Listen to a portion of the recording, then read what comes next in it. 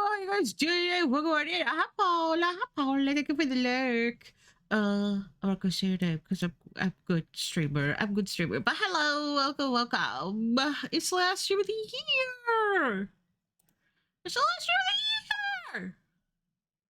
Tomorrow's New Year's Eve, and then it's New Year's Day. Are you excited? Are you excited to get out of this horrible year? I'm looking into another one. They lurked. They did a lurky lurk. They did a little lurk. But yeah, we're gonna do. We're gonna look at New Year's resolution. Look at the fireworks outside. I was gonna make do like fireworks sound effects, but I was like, no, because honestly, people get like stressed out about that, so I just won't do that. I forgot this model has breathing. Wah, wah, wah. But yeah, we're going to do that.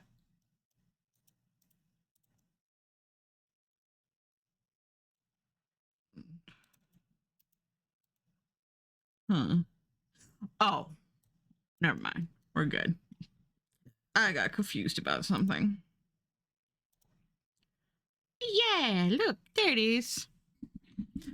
There it is. My PowerPoint. My little PowerPoint presentation. I don't know why this music is like weirdly bothering me. It's too catchy. It's too catchy and good. Oopsies. Hold on, let me. Oopsies. Let me get rid of that. Oh, you're fine. Shut up. You're fine. Let me turn this. No, it's fine. I don't know. It's bothering me a little bit. I don't know. Here we go. Sarah JK's 2025 New Year's resolutions. Let's go. Beanboard. These are my resolutions. I made a bingo card. For a second, I couldn't find it, and I was like, I know I made one, and I was like, did I not? And I like was panicking trying to find it, but there it is. I found it. Wow, look at it. Look at all my goals. The bingo card. They were in this order. Finish my toy house profiles. Practice figure drawing. Make a new tabloid. Draw thumbnails for all the clip videos. Make the long Furby. Stretch before and during streams. Do my learn recorder book so I can learn how to play the recorder. Exercise. Weave in the ends on the table runner that I made for my aunt like 10 years ago and never finished. Enter a Neopets art contest. Learn Godot. Make angle model of my OC angle. Leave. Do something goal worthy. So something that I didn't have an idea of for at the beginning of the year, but I was like, oh, that I would have made that a goal if I had realized that was just something I wanted to do. So that was those ones. Finish NeoCities site. Finish the mail sweater that I started. I don't even remember when. I literally just have to do a sleeve. A secret. Swear less. Another secret. Read 6 books. Do another goal-worthy thing. Why do I feel like I have a nosebleed? Oh no, I think they make pills for tabloids. Check out my head. Set up my VGen, clean and organize the upper cabinets. Another secret, and then finish or frog the socks that I made for a family friend. Those were my goals. And to be honest, they were kind of too big. I kind of went too big. But this is what I got done. Wow, look at that. 11 completed, 1 started, but no bingo. So I finished my toy house. Nosebleed bingo spot, please. I've never had a nosebleed. So, I don't know. It's just like my nose feels weird. But finished my toy house profiles. I did that. And I felt so bad. I like logged into my toy house for the first time in literally a year, and I saw I had a DM from someone that was like, do you take commissions? And I was like, yeah, I know it's literally been a year, but no pressure because it's been so long. But yeah, I do if you want them here. Practice figure drawing. I did do that. I didn't do it a bunch, but I did it at least once, so that counts. I did not make a new tabloid. I didn't even bother trying to even just didn't even bother, didn't even try. Thumbnails for clips videos. Okay, so I was trying to do that, but I think I was just kind of like not in a drawing mood, and I was watching through the clip videos and I like couldn't figure out a clip where I was like, this would make a good thumbnail. Like, I think they were all fun in the context of like watching them in the clip, but if it's just like this is a thumbnail, it just wasn't hitting. And I think I tried that like 2 or 3 times and I just couldn't get into the groove, and so it ended up not happening. I still want to do that, but I don't know. Make the log Furby, that did not happen. I didn't even get the faceplate out, which is the next thing I need to work on. So that's on me. That's on me. Stretch before and during streams. I kind of did that at the beginning of the year, but then I just sort of fell off. And I even set myself literal reminders every single time that thing comes up that's like, hey, is the volume good for you guys? There's also a little reminder for me that pops up that tells me to stretch, and I just straight up ignore it every single time. And that's bad, and I shouldn't, but I do. So I'm not counting it. Learn Recorder book. I sat down and did like 3 pages, and then I was like, okay, that's enough for now. And then I just never did anything more of it ever at all. So that's how it is. That's how it is. Exercise. I did exercise. I didn't exercise super consistently, but I did do enough, and I did it throughout the year. There were times that I took big gaps, but I did it, and I'm counting that. And I didn't put in a specific amount because I didn't want to. Thank you for the alert. I didn't want to, because if it was like, oh, if it's every day for a month, or every day for every single day, or 2 hours every day, or half of the days of the month, or whatever, and then I didn't do it one month, it's like, well, I won't try for the rest of the year. So it's like, okay, well, if I just say exercise in general, then it doesn't matter. I can pick it up anytime and it still counts. So I did that, and hopefully we'll do that more next year. Weave It ends on the table runner. I didn't get it out. I didn't even bother. We'll see if that happens again. Enter Neopets art contest. I did do that. I did enter Neopets art contest. Learn Godot. I started to do that a little bit. I think I even did it on stream. And then I was like, oh, I actually kind of want to do Ren'Py. And so I'm trying to find a fidget that's quiet. And then I kind of, because I was like, well, I feel like if I do Ren'Py, then I'll count it, and I'll be like, oh, I just learned a game engine. And then I didn't finish learning Ren'Py either, or even going through the tutorial. So I was like, I'm not counting it. I'd say count it. I don't know. I don't think so. I didn't get very far. I didn't get far enough to feel like I even counted as really trying. Make angle model. I did do that. Learning is still learning. But I didn't retain any of it. So it's like, I don't know. Live. I mean, unless something happens in the next 48 hours. Yep, did that. Do something goal-worthy. Yes, I made a big nose bug VTuber bottle, or not VTuber bottle, 3D bottle, and I did that, and I thought that was really fun, and I liked it, and I was like, wow, that was really cool. I did that, and so I counted it. Finish GeoCity sites. I did do that. I did that. The pages are all done. They're all there. They're not the best. I do want to go back and they're not optimized for web, and I kind of don't like the layout of some of them, but they're there. They're there. Oh, I didn't realize the cursor was on the screen. Ew. Finish mail sweater. Didn't get it out. Didn't even, didn't bother. This the CR secret. No, not really. Didn't really have the opportunity to do it. Swearless. I tried, but then I kind of gave up. No, it didn't happen. I still would like to swear a little bit less, because like, I don't know, I feel like I default to swears when it's like I could say other things and they would be more interesting. I still don't want to not swear. I don't want to completely drop it, but it's like, I don't know, I can say other things and they'll be just as good. LV secret, nope, didn't happen. Contacted the people who would have made that happen, and they never responded, which is completely reasonable, but it didn't happen. It didn't happen. Read 6 books. I read like 100 books. So yes, I absolutely 100% did this. I at one point I remember.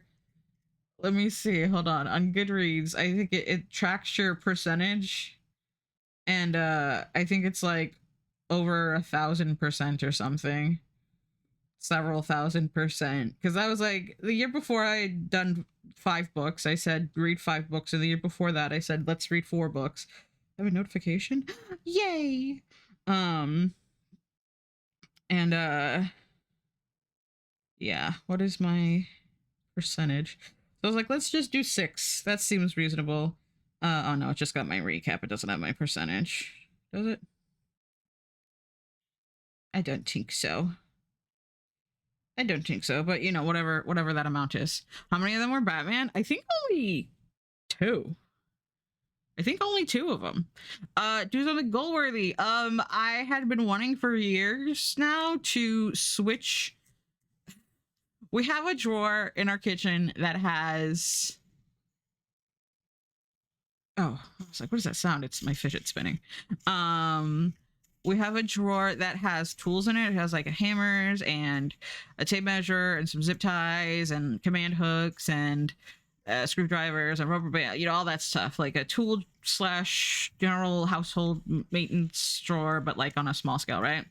And then we had a drawer that was utensils, but that were like not spoons, forks, knives. So it was like ladles and the cheese grater and the measuring cups and all that. And the way that they were on 2 different sides of the room, and I wanted them to be on the other side. So I was like, oh, I'll just pull both drawers out and then swap them. No, both drawers, they don't fit in each other's spot. So I had to go through them and take everything out. And like the tool drawer is heavy as fuck. There's like 4 hammers in there. I don't know why we have so many hammers, but they're in there. And then also it's got, you know, screws, bolts, you know, screwdrivers, all this shit, tape measure. And so it's very, very heavy. And then the drawer for the utensils, I was like, well, I should organize it. So that was like a whole thing. Maybe take the hammers out before moving. I did. But that was like a whole thing. It was like a whole hour-long thing, and I was like, well, if I'm already taking everything out of the drawers, I might as well clean the inside of them out, because they got all like dusty and gross. And so I did that. So that was like a whole thing, and I was like, okay, that counts. That counts. Let's see, set up VGen. I do have my VGen set up. You can commission me on VGen. I think I have a command, maybe.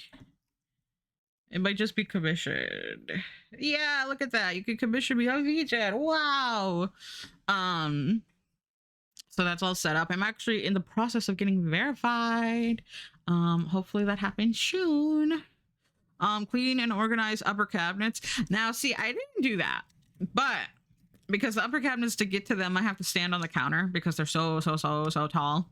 And I didn't want to do that because most of the time I like cleaning when mom's not home. I don't know why. I just don't like people being around. And I did not want to be up there with no one around. That sounded scary and like a good way to die. And I wanted that middle bingo square fitted. So I did end up organizing a different set of cabinets. And while it doesn't count, I wish I had another goal-worthy spot, because then I would have counted it. But I got that hella organized. It's so good. GBH secret. So I started that, and I got a decent amount of the way through them. It's Christmas related. But I did not have enough time by the time Christmas came for it to happen. So ultimately, it did not get finished, but it was started, and it'll probably be finished next year. And then finisher frog the socks. So I got the socks out, or rather it's sock singular. There's not even 2 yet. And I got them out, or got it out, and I was looking at it, and I realized that I had gotten past the heel on it, and the heel is like one of the most tedious parts. And I was like, ain't no fucking way I'm frogging this right now. And I don't have time to finish it because it was like yesterday. Because I was like, I'm just gonna frog it and then it'll count and then I'll start them fresh next year. But I'm not about to redo a heel. In fact, I think I'm on the foot now, and I'm like, the hardest part after that is gonna be the toe, which is gonna be the end. So I'm like, I'm good. So we won't be frogging the socks. Hopefully we'll get them finished. But yeah, so no bingo, pretty close in some places, but ultimately no. But that's okay. I mean, I didn't have a reward set up for myself for bingo anyway, other than getting a bingo. But there we go. Those are my goals for last year. And so a little expansion on that. This was my entry to the Neopets art contest, and I got third place. Thank you, Tim. I got third place. Look at him. He's so cute. He's a little baby, my little flower man. He's so cute, my little buck. Your reward for finishing middle spot. I continue to live. But that's what I need. And then these are all the books. Do you know how hard it was to get these all on screen? These are all the books that I... It looks crazy, but like a lot of them were short stories. Some of them were single issue comics. Some of the like it's a lot, but it's also it's not really. I think it was hold on, let me see. I don't know what like normal people read. 19,547 pages according to it, which is many. The shortest book was 4 pages long. I don't even know if it was that long. It was really short. I can't believe I read The Martian this year. That feels like I read it last year. But I read The Martian, Emma and Capucine, or however it's pronounced. It was French. I don't know. It was a comic. I didn't like it. The Firelight Apprentice, It's a Good Life, Beneath the Trees Where Nobody Sees, Godzilla in Hell. Is that a thing? Yeah, it was a comic. It wasn't very good. Mothra, Queen of the Monsters issue 1. I actually need to finish that series. The problem is it was coming out while I was reading it. Like I was getting them. Most of these are like have been published for a while, but it was new, and so I kept having to like double check to see if there was a new one, and then I never finished it. It's all 5 issues are out, but I haven't finished. Godzilla in Hell, I didn't like it. That was a 5-part comic series. Godzilla Monster Island Summer Camp, that's cute. The Invasion, the first Animorphs book. In the Jaws of an Oak, that's a smut book. Another Animorphs book, The Batman and Robin Adventures Volume 1. I think that actually is the only Batman. I might be wrong. Animorphs, Hunger's Bite, Animorphs, Sunrise on the Reaping. Oh my god, Sunrise on the Reaping. My feelings. That book fucking hurt. That book hurt so bad. Unreasonable. Animorphs, Godzilla Heist. Oh, is Godzilla Heist 1 not on here? Oh no, it is. I skipped it. Okay, Godzilla Heist, that's a comic. Something is Killing the Children. That's another comic. Animorphs, Something is Killing the Children, Volume 2 and 3. Catboy. Catboy was cute. Catboy was like, oh Jesus. This set of comics about this girl who wishes she could hang out with her cat, and so he becomes like a boy, and he's like annoying. Yeah, books can hurt, especially if they're hardcover. Wait, you meant emotionally, not like getting hit by the shake of my head. Hi, Leon. Animorphs, Hollow Be Her Flesh, which is another smut book. Animorphs. The Martian short stories. Blah blah blah. So those were like some short stories related to the book The Martian. The Murder of Roger Ackroyd. That was so boring. It's one of the Hercule Poirot books. Boring. Fucking boring. Mothra Queen of the Monsters issues 3 and Godzilla Heist issue 3. Those like they kept coming out together, so I kept reading them one right after the other.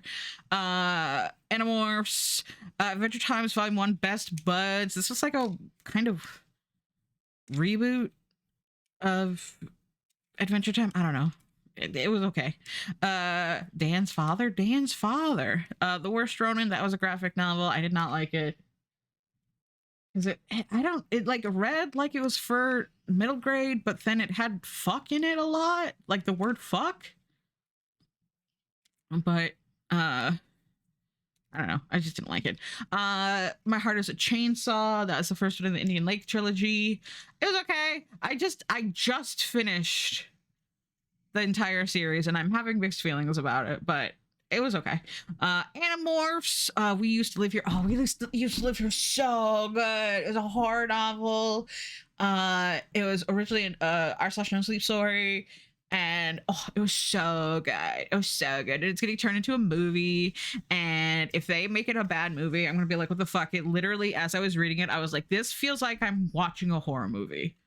Like, this feels like it reads like watching a horror movie. Like, I could see the scenes, I could see the actress and the camera angle perfectly. So if they fuck it up, they have no excuse. I'm considering watching Adventure Time right now. Between shows, and debating between that and Agents of Shield. Ooh, was also named Samuel. Oh, Dan Aykroyd's father. I want to go back and rewatch Adventure Time too, because I never finished it. And everyone's talking about Fiona and Cake, and I'm like, I want to watch Fiona and Cake, but I don't want to get spoiled for Adventure Time. So, no, next year when I've decided. Shaking my head. Home is Where the Bodies Are. That was pretty good. A lot of people didn't like it. I thought it was okay. Some people said it was like a Lifetime movie, and I was like, yeah, a little bit. But I think that's kind of why I liked it, because I'm kind of like those like Lifetime like trauma murder mystery movies. They're kind of ridiculous, but they're fun, and I like that. Animorphs. I'm sorry, I don't remember what the individual Animorphs books are about. Like, I could tell you if I like read the synopsis on the back to like, oh, that's the one where this and this and this and this happened.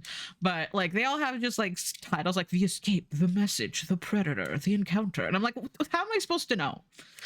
Ted the Caver. We read that on stream. That was so good. Keep pasta. The House of My Mother, A Daughter's Quest for Freedom. That was a memoir by you guys might have heard about this, but that family vlogger lady who was Mormon, 8 passengers, and she like was abusing her kids, and it's horrible. This is a memoir from the oldest daughter who she was abused, but it wasn't the abuse that eventually got her, the mother and her friend, we'll say, in jail. And I don't know, I feel weird like writing memoirs that are about abuse. Like, it's like 4 stars, didn't seem like you got hurt enough. It seems like, you know, or 4 3 stars, didn't seem like you got hurt enough, or whatever. That seems like shitty, but like it was well written, even though it was upsetting. You know, so if you want to know more about that, do look up trigger warning stuff, because there was more than I would have thought was going to be in there. And so, you know, just keep yourself safe. The 3 Lives of KK. I already bitched about this book on stream before. I didn't like it. It got nominated for an award. I don't think it won, but I mean, I don't know. It wasn't my favorite. Hex Vet, which is in training, and Hex Vet, the Flying Surgery. Those are 2 graphic novels. They're by the person who you might have seen him back if you were on Tumblr back in the day. The person used to make silent comics about like people, and they would like turn into dogs and stuff. It was really cute. And like they had like a dog, or they had like a little pet, and it was like, oh, me hanging out with my little pet. And it was really cute. It's about these like little apprentices witches who work at a vet that's for mythical creatures and stuff like that. Very cute. The Sound of Thunder, that's a short story. I know it got made into a movie that people thought was really bad. I've never seen it, but I think the short story was good. You've got to be incredible at writing a fine line of writing it, going to be well written and not ascending, debatably not even a possible thing to do. Right, yeah. And it's like this did happen to her, and presumably I'm not gonna question her because I'm not that invested. So it's like, you know, I can't sit there and be like, I don't know, you seem, it's like, it's fine. The 3 Lives of Kate Kane would burn the book. It's true. Where was I? Oh, Animorphs. The Nice House by the Sea. Okay, so The Nice House by the Sea, The Nice House by the Lake. Unfortunately, I did not know that The Nice House by the Sea was a sequel to The Nice House on the Lake. And I kind of spoiled myself for it. Because usually it'll say in the app like, "Oh, this is part 3 in the series or whatever." But because these are technically two separate series, like they were published years apart from each, I mean, I guess that's normally how books are published. They're graphic novels. So the Nouse House, the Nice on the Lake was like, I think it was like 6 issues, maybe 12 issues of comics about these people who get invited by their friend who they met in either college or high school, depending on which one it was. Which friend, not which guy, it's the same guy. And he invites them to go on to visit his nice house on the lake for the summer. And then while they're there, they find out that in the outside world that the apocalypse is basically happening, and then they can't leave, and it's like a whole thing, and it's very good. And I really like, I didn't realize it was actually written by the same person who wrote or drew Something is Killing the Children, and I was like, oh, that's why I like this so much, because it's handled well. And I liked it, and I'm excited for the rest of The Nice House by the Sea to come out. Is the 3rd or 4th book The Nice House by the Puddle, perhaps? Thornhenge was a Goodreads challenge book. It's basically a retelling of Beauty and the Beast, but if not Beauty and the Beast, excuse me, Sleeping Beauty. And it was okay. It was fine. Ice Cream Man Sunday Edition Volume 1. I bitched about this one on stream. It was that horror anthology that I thought tonally wasn't good. Like, it didn't maintain tone within each individual story. Not even like, if each individual story, because is an anthology, was totally different, that would have been fine. But like, some of them were like really bleak and then kind of stupid and bizarre, and I didn't like it. You should have known Nice House by the Sea wasn't the first. It was named The Nice House by the A, or The Nice House by the B. Shut up! Volume was a incredible book of witches. This was a book that I had as a child or teen or something. I don't remember. A youngin'. You're big. Why did you get big? Oh, because it went off, I see. And then I reread it because I wanted to finish the series, because I had only read the first 3 books out of 6. It was not very good. The Dionia House, we read that. And then the next Molly Moon book, which was worse. Anansi's Goatman story. Okay. This was a creepypasta. I didn't read it on stream because I didn't know if some of the verbiage in there is like close practice Native American stuff. And I was like, I'm going to just play it safe and not do that. But oh my god, this is like, I think it was originally posted on like 4chan. It is a creepypasta about these kids, these teens, who are like camping out on like farm property. Like, it's their, like, one of their relatives owns it. And there's either like cabins or RVs or something out there. And it's this kid and his cousins and his cousin's friends, and then there's like another kid who had been like walking across the property with his dad, and he was like, hey, you want to join us? And his dad's like, yeah, absolutely. And so they're chilling, they're hanging out, and then they realize that there's like noises happening outside, and they're counting each other, and they realize there was an extra person there at one point.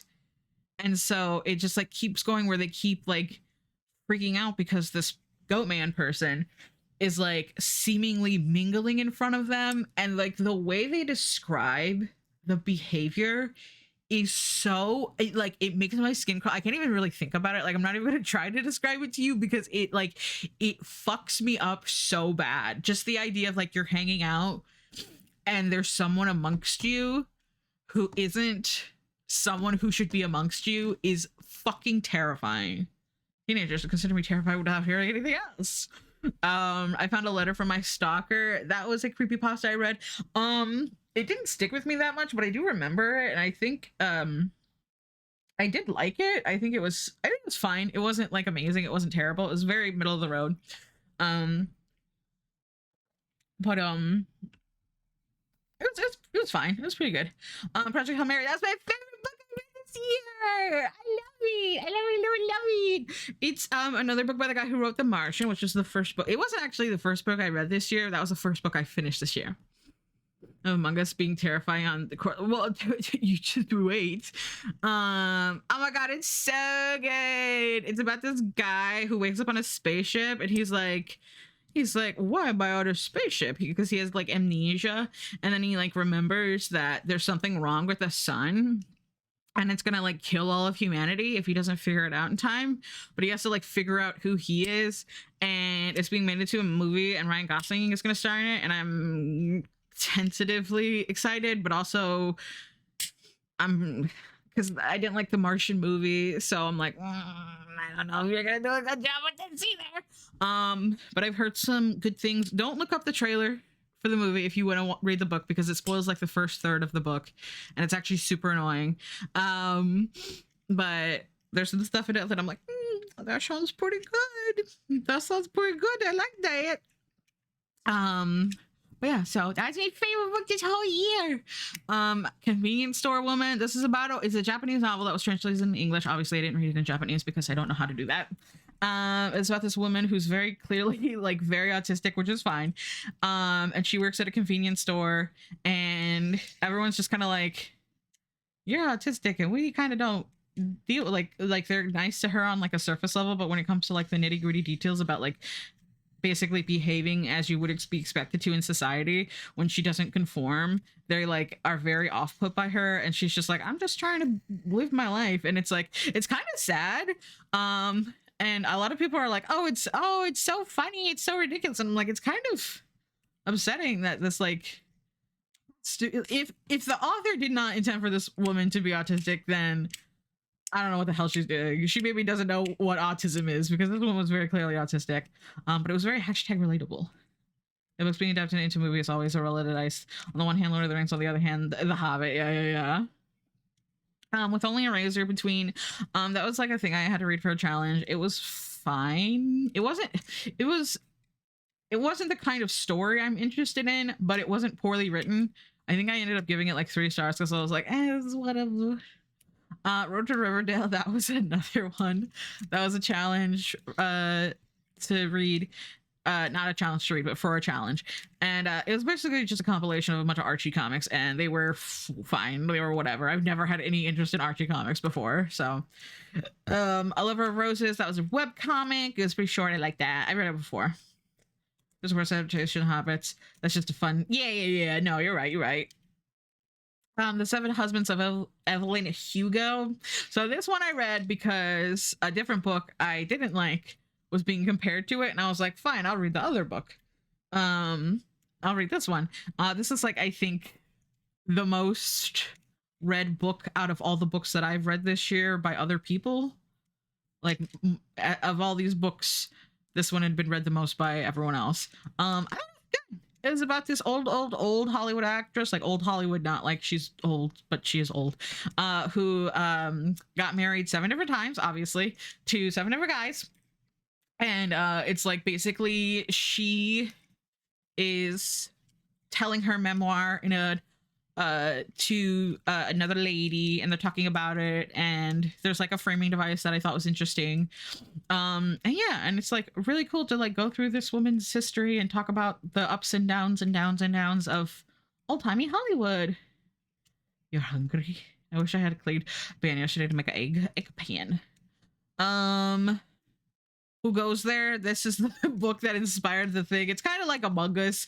I didn't like it. I thought it was really tough to read. It like wasn't very clear on what was going on, and there were like tons of characters, and they were like only ever really identified by name, and they weren't like often given descriptions, or like it's like they'd be like, oh, this guy's the cook and this guy's the scientist, whatever, but like the most of them didn't, so they'd be like, yes, Johnson's here, and I'm like, who the fuck is Johnson? And then it's like, and then here comes Barry, and I'm like, I don't know who anyone is. I don't know if I should be worried or what happened to this guy on like 3 pages ago.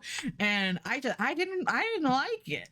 I had a really hard time with it, and I thought the ending was really stupid. And I don't know. I was kind of sad that it was like, so I was like, oh, she goes there, and it's like, oh, it's the thing that's, you know, inspired so much, like Among Us, and uh, it just, I didn't like it. I found it extremely confusing. I think he was in Resident Evil, Barry, um, and then The Blob, a love story.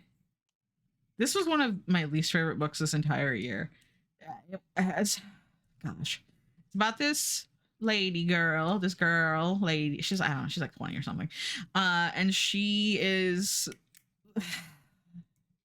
she finds this little blob outside of like a bar or a nightclub or something, and it's got little eyes and a little face, and she brings it home, and over time it gets to be more and more, it gains more personhood.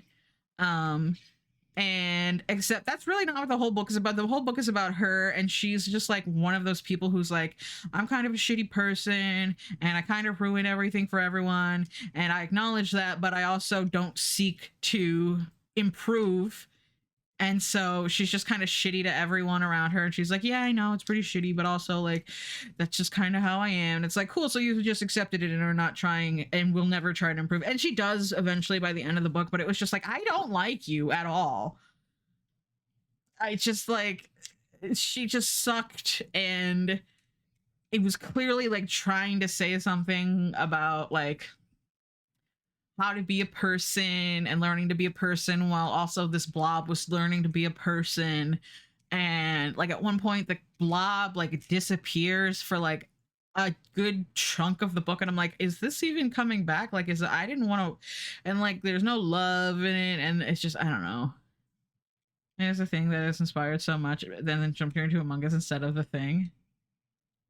Well, no, because obviously it inspired the thing. I was talking about. I called it the thing. It's called Who Goes There, but Who Goes There inspired so many things, like the thing and Among Us, and obviously the Goatman story, and so much media is inspired by, you know, this. How do we tell that somebody Among Us is an enemy? Might make a recommendation for 2026. Yeah, absolutely. Horror movie is a book about this uh horror movie that was filmed with these people, and then it never got released, but then some scenes got released online, and so did the script, and it got like a cult following online. um Anything but Christopher Moore, you got it. And so then Hollywood was like, oh, we want to make a remake slash reimagining slash whatever of it. If you just like me for real, no, you're so much better than her. um and the like one guy who survived, not everyone died on set, but people have died since then, and he's the only guy who has survived. Has he's like talking about it, and basically the most interesting part of this book is the fact that there's parts of it that are in script format of the horror movie. And those sections are actually genuinely quite scary and quite interesting, and I really like them, and I like the way they're like formatted.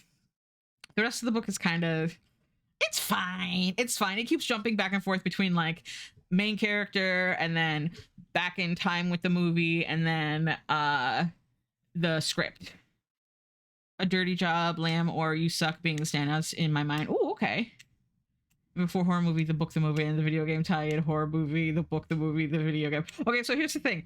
Most books that are not novellas or memoirs or anything have a novel written on them, so that you know they're a novel and not a novella or a memoir or whatever. And so it is called, if you look at the book, it says Horror Movie the Novel, and I'm like, is there a movie called Horror Movie? And then like in universe, the horror movie they make is also called Horror Movie, and I'm like, you're very silly, author. I liked it okay. A lot of people said they didn't like it, and I was like, that's fair. The Secret Lives of Church Ladies. Okay, so this was, I could only get this as an audiobook. And this was a challenge read, and it's a set of short stories about these black church ladies who they're all like not connected. And it's like one of them, she's basically been in a lesbian relationship with her friend for years, but her friend is like, I want to go get married and have babies and blah blah blah, and she's like, I'm being reductive. It was a good book.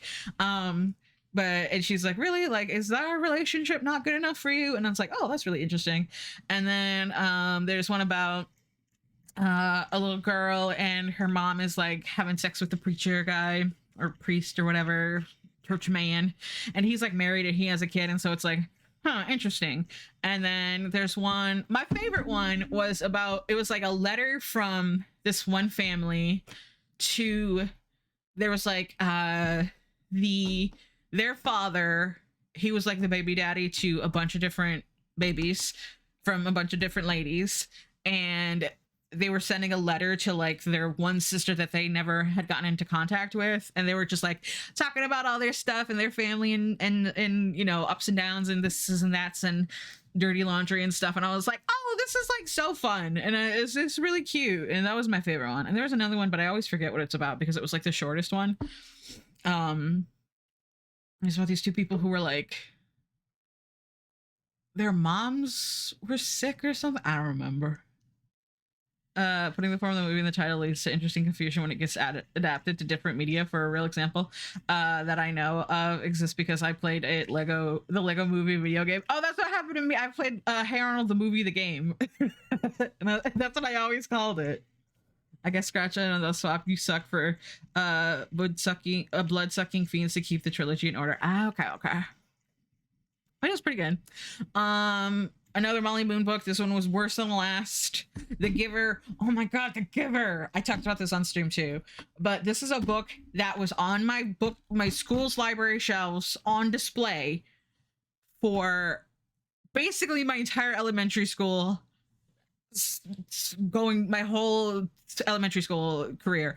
And it's not their fault, but the cover had a guy on it who looked like Dumbledore, and this was peak Harry Potter in the US, and every single kid I know would go, is that Dumbledore? No? Okay, I'm not reading it. And I did the same fucking thing. And you know what? I'm mad because that book is awesome. It's so good. It is a dystopian novel about these people who live in a seemingly perfect society, but because of that, they have had to give up certain things that make us human. And it's so interesting and it's so good. And I'm so mad that it took me so long to read it because it was so good. I was trying to get her to read another series out of order. She kept my name. Incidents Around the House. Oh my god. Okay, so this was a horror book that I read, and I don't even think it was that good. I think it was good, but I don't think it was it certainly wasn't better than We Used to Live Here, which I didn't even talk to you guys about, but that's fine. But this book scared the shit out of me to the point where I slept with the lights on for 3 days. And if I think about it too much and remember the plot too much, I sometimes still have to put the lights on, because it's like it scared me that much. It's freaky and I don't like it. But I do like it, but I don't like it. Did that get adapted to a movie at some point? Because I feel like I saw a trailer for that. We Used to Live Here or Incidents Around the House? We Used to Live Here is going to be a movie. Oh, that's why, because I was bitching about it. And then we talked about Lord of the Rings. Incidents Around the House. I don't think so. I didn't hear about it. It's not got a sticker on it, because most of my library copies, they have like soon to be a major motion picture or whatever on them. Like, I'm so mad because my copy of one of the books had one of the books that we'll talk about in a minute has a cover that's like, now an Apple TV series, and I'm like, I don't want to see you. Incidents Around the House. Mailer Man. I don't think so. He wrote Bird Box. I don't know. I feel like no, The Giver, I fact-checked Wikipedia, and it didn't fact get a movie adaptation. Oh, I wouldn't be surprised. It's very good. I don't know how good it would have come out, but I'd be interested to see that actually. Because it came out like 20 years ago. A whole box of birds. A whole box of birds. Where was I? Oh, 1999. This was creepypasta. It was not good. It's basically about this guy who he's Canadian. That's not important. He that's like one of the first things that was established, so it's like the first thing that sticks out of my mind. And he like saw a scary channel and he was a kid about a scary bear man show, and some kids went missing, and apparently there was also a huge plagiarism scandal with it where parts of the story were inserting a different piece of horror media into as a set of YouTube analog horror media into it.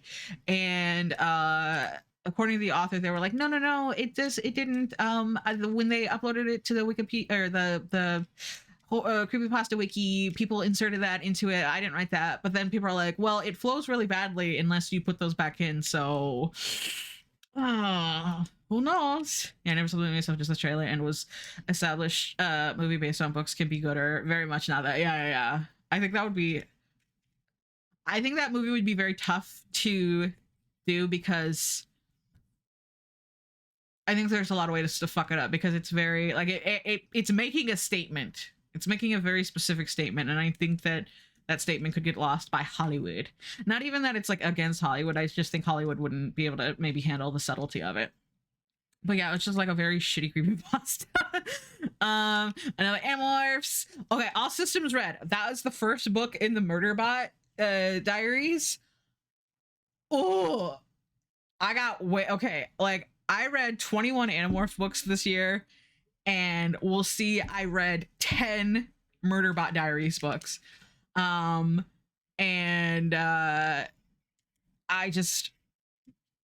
I love Murderbot so much. I love that little freak. I love it. I love it so much. And I'm so sad because I have finished every book that is out right now. There's one coming out in 2026, I think in like March or something.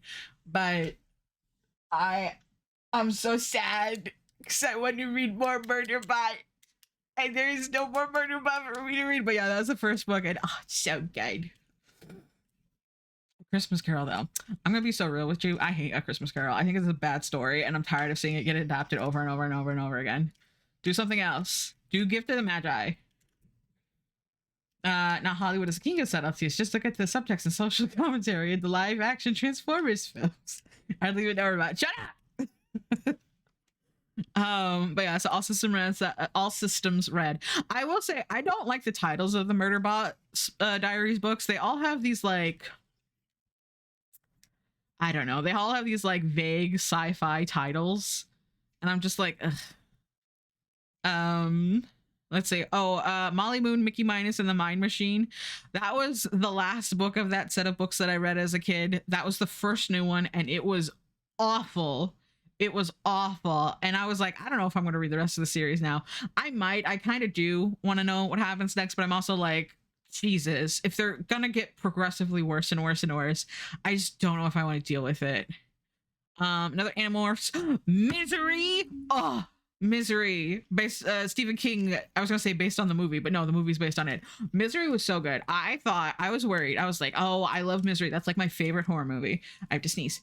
And I was like, I'm scared that I'm gonna not like the book, or it's gonna be too different, or I'm gonna like not like the movie after I read the book. And oh, it is so good. It is so fucked up based on the Stephen King movie. Yeah. But like the only issue is that I tried, but I could not picture Annie as anyone other than Kathy Bates. Like I was like, I should make up my own Annie, and it was just like, no, you cannot. And I loved it. It was so good. It was so fucked up. It's so fucked up. If you've seen Misery and you know that fucked up thing that happens that one time, it's worse in the book. Because it's different and it's worse, and I loved it. Hold on, I'm gonna do my stretch. And then I immediately watched the movie again just to see, because I did it. It was in October, so I was like, "Oh, scary book." And I watched the movie, and I was like, "Yes, this movie is still so good." The movie was based on It, which is another Stephen King movie. But yeah, so I loved it. Thank you for like, baby. If you are somebody who is maybe wanting to get into Stephen King and you've seen Misery the movie, I would say Misery the book. do mind the content warnings though, because that man evokes the imagery of sexual assault in a way that I did not think was necessary. No, none of it happens, but he evokes it, and I'm like, I get what you're saying, but also I feel like this was unnecessary. And so just be warned. Just be warned. Oh, and racism. At one point, the N-word was straight up dropped out of nowhere, and I had to I set my phone aside for a second. Oh, Chronicles. I was like, why is that underlined? And it's just like, oh, okay. And like, I totally believe that that character would be a racist, but I was just not prepared. I was like, oh, okay. Yeah, I guess she would say the N-word. All right. It was Annie. And see when I enjoy making people upset by saying, I hear that the movie The Last Airbender by Shyamalan was so popular. We made fun of shit. Come on, damn it. Julie Chan is dead. So this was another one of those Goodreads. It was on like the recommended list over and over and over again, and I was like, oh, it's got to be good. Turns out I was wrong. Please wake me up at 11. Okay, but no worries. I love you. It's about this girl who, I keep saying girl, I mean like young women. I don't know. It feels weird calling them women. They're ladies. Who she and her twin were separated as children when their parents died, and her twin got adopted by a rich white family. Happy New Year, everyone. And she was just like, she was adopted by her aunt, and so she kind of had like shitty life, and she like works at a convenience store or whatever, a grocery store. And her sister went on to become an influencer, and she's like, super rich, all that. And so one day she gets a distressing call from her sister, and she goes to check on her, and she finds her sister is hella dead, and she's like, oh no. And so she decides to take over her sister's life. And there's like a lot of commentary about like, influencers and how, you know, they're kind of shitty people. And it's like, yeah, this all feels like very surface level commentary, to be honest. And then I don't know, I feel like people who are like not into influencers would already kind of know this stuff, but I guess there's also people who are into influencers because that's why they're still out there influencing. So maybe they would get something out of this book that I didn't. But then near like the last third of the book, it takes a turn that is so bizarre and so different than everything that was in the rest of the earlier parts of the book. Like there was hints to it, but it was not like the way it was. Like the lead up was not, did not feel like it was going here, and it is so bizarre and so ridiculous, and I fucking hated it, and I just thought it was so stupid, and I did not like it. And I know a lot of people are like they loved it, and I'm like, this was weird and I didn't like it. Not just dead, hella dead. She was hella dead. There was no, when she went there, she was like, damn, you're not even a little bit alive, you're hella dead. But I didn't like it. I don't know, maybe some people would like it. I mean, obviously people did like it, but I did not enjoy it. I thought it was fucking weird. Dead Silence. Ooh, Dead Silence. See, okay, Dead Silence kind of did the same thing though, where Dead Silence was a horror sci-fi novel, which at this point I kind of realized, I was like, oh, I'm super into horror and sci-fi. Like I figured out my niche. And so I was like, here's a horror sci-fi that you could read. And I was like, oh, fuck yes, thank you very much, I'll take this. So it's about these people who are, it's like future space travel is like super mundane. Kind of like how in Alien, the you know, the people who are doing like the space travel, they're not like astronauts, they're like just regular workers. So these people are out there, and they're on their like last trip to maintain like some sort of communication system. They're like, they have to like fix it, and then right after that they're gonna replace them with bots or whatever. And so they upgrade this like communication whatever thingy, and then they hear a distress beacon, and so they go, and they're like required to, they're like mandated reporters basically, they're required to go and give aid. And they find a lost for like 20 years luxury space cruiser that that nobody knew what happened to it. And they realize that the people on board are all fucking dead. And they're like, oh my God, what happened here? And the thing is, if they can like find a piece of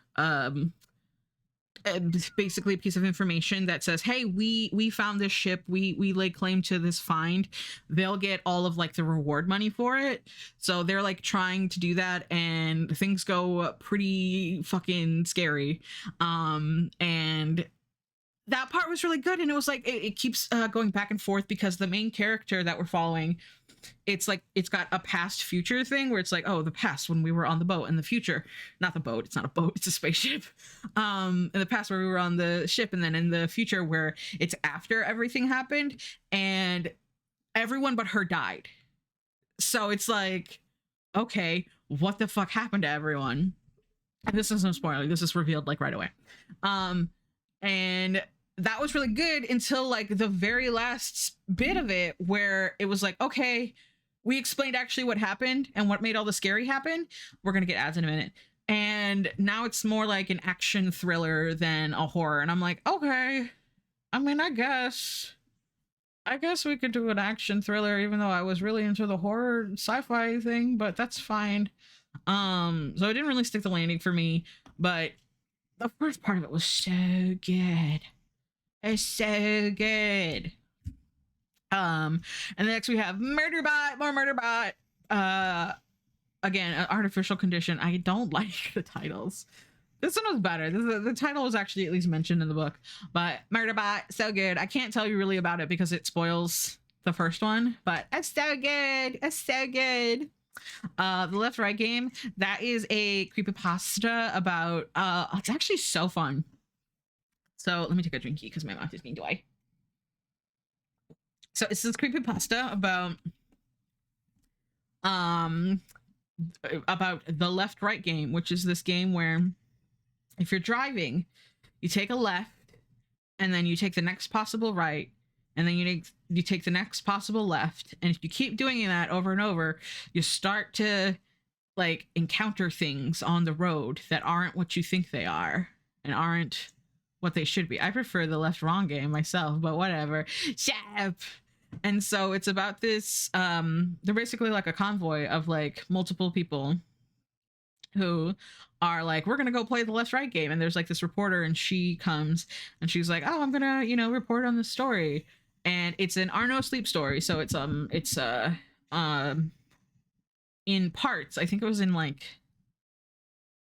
6 or 7 parts, something like that, and like each one of them, it almost feels like an anthology, because each one of them, the thing that they encounter on the road, or the situation that they encounter on the road, is different, and it's like way different from the previous one. It's not like, oh, we encountered zombies and then we encountered people who are zombie hunters and they're really great. Like, it was all different stuff, and it was like super interesting. I will say, did not like the ending, but I thought it was really good. I thought it was really good and really interesting. And then I think it also got adapted into a podcast, like what do they call them? Unfiction or whatever podcast, where it's like, it's obviously not like 2 people just talking. It's a story, but it's done in basically an audiobook format with actors and all that. And as you're trying to really enjoy something, I know there was like a long string of like a bunch of books that I thought were really good until the end. I promise that the rest of them are not like that. It happened a couple times in a row, and I'm like, am I impossible to please? But honestly, seeing how it just sort of happened there right in the middle, and it wasn't like all the way at the beginning and everything, I'm like, okay, that's not the case. Some related question is to the observation, have you seen the show Lost? I have not, but I know enough about it. Rogue Protocol, that was another Murderbot. So good, I love Murderbot. Dracula, okay, so I finished Dracula in November because I did Dracula Daily. I liked it. I thought Dracula was so good, other than the fact that I had to kind of get over the fact that I was reading Dracula at the beginning and nobody knew who Dracula was, and so I was like, this fucking idiot, of course the Count's not going to treat you well, he's Dracula. I thought it was really good. I thought it was really interesting, and I was real hyped, and I'm going to do Dracula Daily next year, so this will be on here next year. But yeah, I thought it was super good. Who knew? Dracula, that's been adapted a billion million times, and he is the pop culture vampire was good. Who could have guessed it? Who could have? More Animorphs. The second book of the Indian Link trilogy. This one, I didn't even really explain what the first one was about, did I?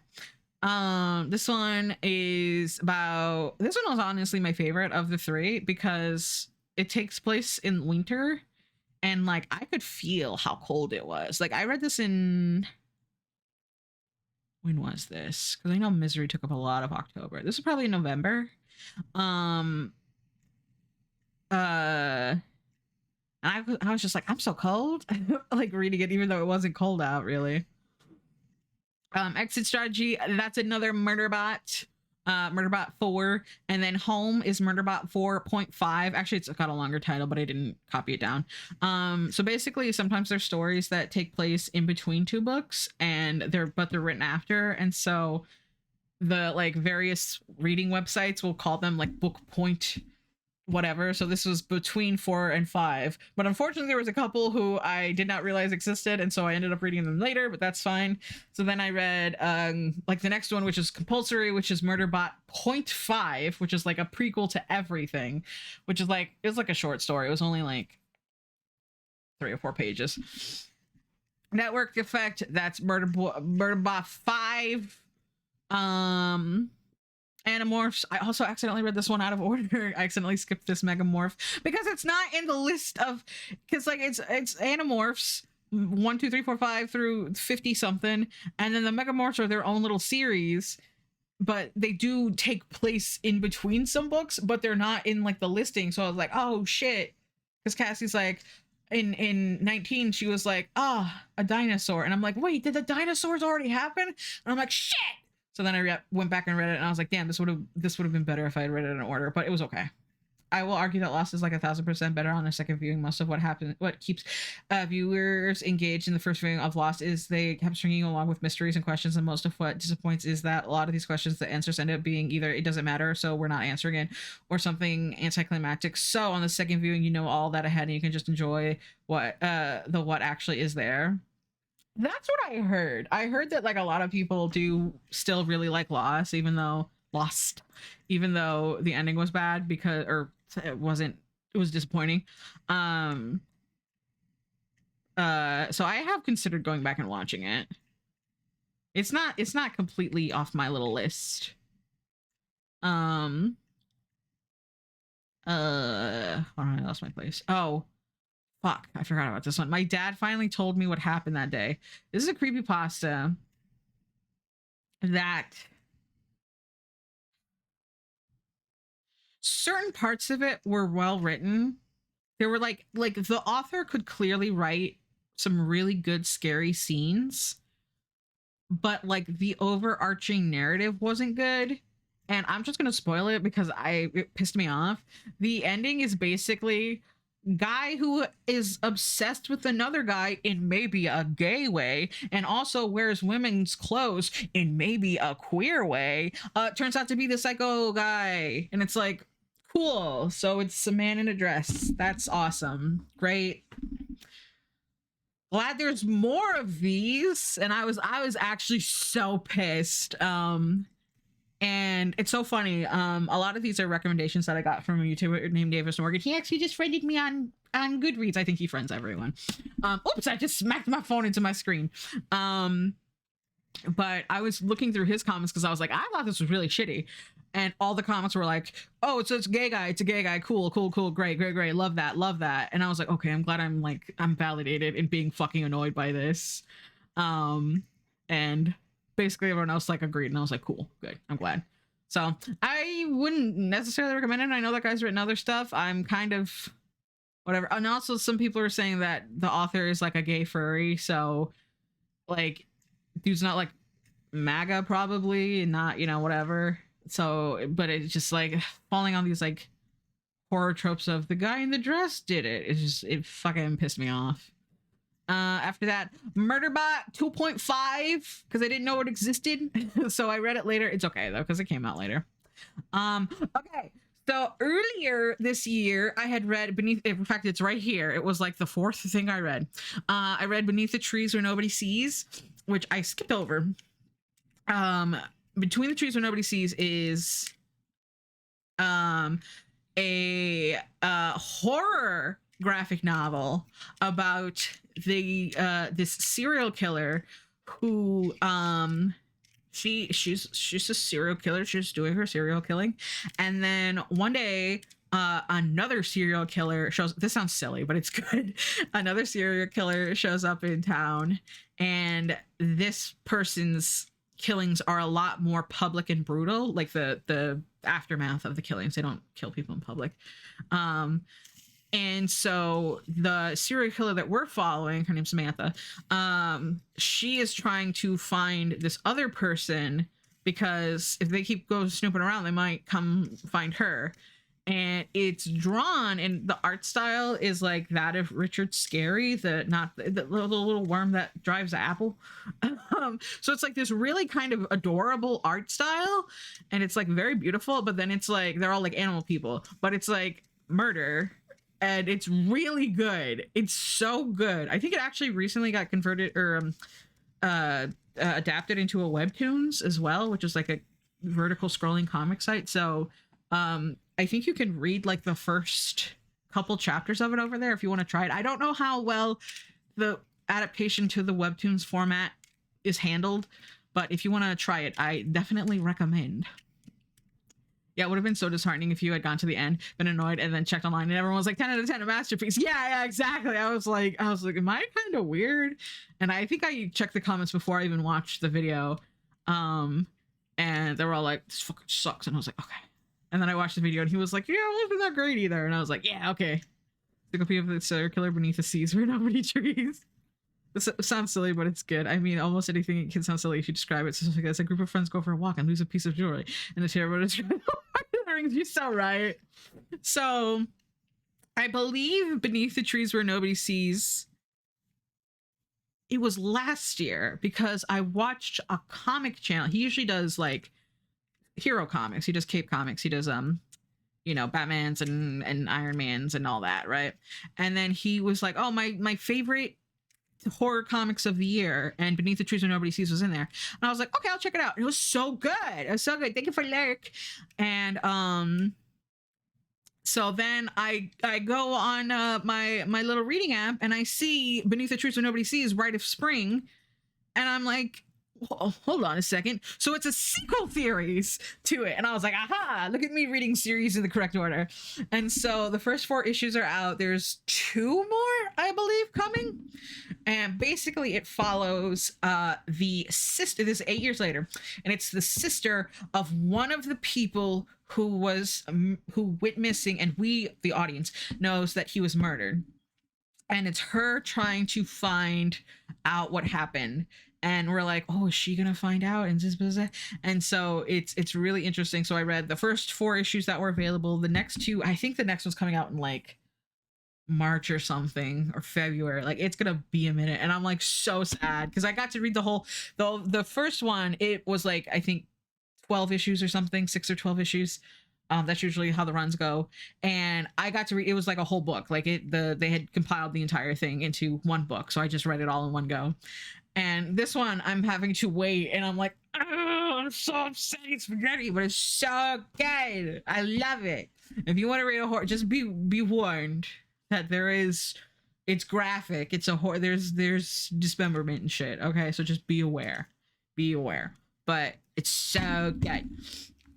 And then Beneath the Trees Where Nobody Sees, Proladium, I don't know, it's German.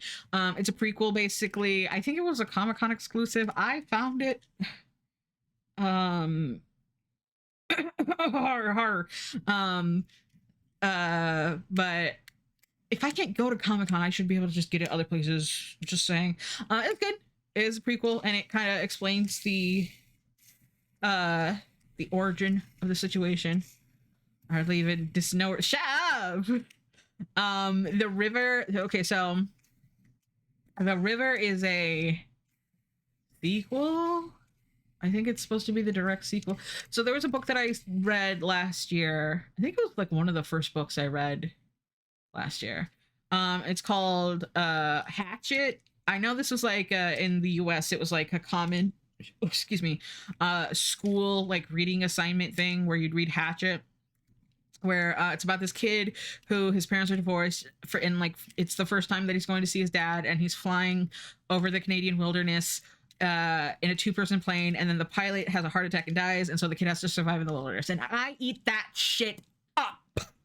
So I reread that, and then I reread Brian's Winter, which is a sort of AU where instead of getting rescued, because obviously this is a multiple book series, he gets rescued. Instead of getting rescued at the end of Hatchet, he has to survive through winter. And then The River is, okay, ignoring Brian's Winter, which is, that's the sequel, or the AU sort of. The River is, he's home, and then these guys are like, hey, we train survival stuff, and we would like you to take us out into the woods and teach us how to do survival because you lived it. And so he does, but then things kind of go wrong, and he has to traverse this river to try to get back to civilization to deal with it. And I didn't like it as much, because the other books, Brian was all alone out in the forest. And in this one, there was another guy there. And like, I kind of realized I never gave Brian a voice. Like, he never had a voice in my head. Because he never had anyone to talk to. And then all of a sudden he has this guy to talk to. And I'm like, I don't know what you sound like, child. I don't know who you sound like. So, but it was fine. It wasn't bad. It was just kind of whatever. Where to make a piece of your work only available in a limited media, that means that only a limited number of people will consume that piece of media. Yeah, and if I wasn't amongst those limited people, I guess I don't get to read it, and I don't know how it got on my list. Over the Garden Wall. So Over the Garden Wall is that Cartoon Network mini series about the kids who get lost in the scary woods. And they made some comics of it, and I read the first one, and I actually have the next ones, but I'm just saving them until next year. Because I want to add them to my reading journal. But yeah, it's a little comic. It's a little about Wirt and Greg, and they run into these girls who are like, will you help us do a thing? And he's like, yeah. Wirt's like, yeah, I'll help. I'm voiced by Elijah Wood. And they're like, we want you to burn our linens. And he goes, what? They go, yeah, burn them. And he goes, are you sure? And they go, yeah. And then he does, and they're like, what are you doing? And he's like, you told me. And they're like, no, that's not what we meant. And he's like, okay, you weren't very clear. And basically the whole comic, they just keep giving him chores, and they keep like explaining them in a way that sounds fucking crazy. And he's like, now wait a minute, hold on here a second. And it just keeps escalating, because they're like, if you don't do it, we're gonna tell Big Daddy. And he's like, I don't want you to get Big Daddy. So, and it's like very silly. It's very silly. I contributing factor to why so many people have played Skyrim is because it's been released on fucking everything. I can't think of a good inverse example offhand, but you know what I mean? Yeah, no, exactly. Turns out if you make things available to people all over the place, they'll try to make it easier. If it's easier to acquire legally and in a way that isn't fucking ridiculous and inconvenient, people will definitely try to do it in the above board way. Crazy. So anyway, there's like 30 streaming services out there now. Strange Pictures. I literally bitched about this last stream. So that was that book where it's like there's a bunch of pictures and it's like very handholdy, and it's like it says it's a horror novel, but it's not. It's a mystery novel. And I didn't really like it. Another Murder Bot book was so good. That's the last one. Strange Houses, I also bitched about this last stream. Again, the pictures, hold hand, whatever. And then The Angel of Indian Lake. This was the final book in the Indian Lake trilogy. I don't know. The thing about this series of books is that I don't like the writing style. And I don't know if this guy writes like this in all his books. He's written quite a few books, actually, outside of the series. But it's... And I find, like, I was reading the reviews and I was like, oh, that's the word I'm looking for. Because I thought I kept being like, it's very conversational. But no, it's very stream of consciousness kind of writing. Where it's like, it's kind of hard to understand what's being said. Because it's like, oh, you were, like, the comma was like, you switching thoughts for a second. Do you know what I mean? Like if it was... So somebody's talking about something, and then in the middle of talking, they take a little step aside, and during that aside they're, you know, talking about something else for a second, and while they're talking about that something else, you're waiting about the rest of the sentence to finish. But then they finish talking about that other thing, and they finish talking about the first thing. Okay, so what I just said, imagine that written out, but you don't have my inflection to know where all the pauses were. That's how the entire book is written. All three books are written, and it was really hard to understand what was happening, to the point where literally the second book, even though I said it was my favorite out of the three, there was basically the way it wrapped up, one of the characters who was supposed to have done something, I wasn't sure if that's what happened. And then it wasn't until the third book where they were like, yeah, so that happened. And I was like, oh, okay, so that is how it happened. I couldn't tell. And people had said that if you listen to the audiobook, it's much clearer because it's, you know, you get to hear those pauses and stuff, and have said that the book features a Native American character, and it is written by a Native American author, and people have said that that is how people talk on the reservations, and I don't have any experience to say with other or otherwise. I hope that any Native Americans who read that were super validated and got to see themselves and, you know, got to have representation. I hope that was really awesome for them.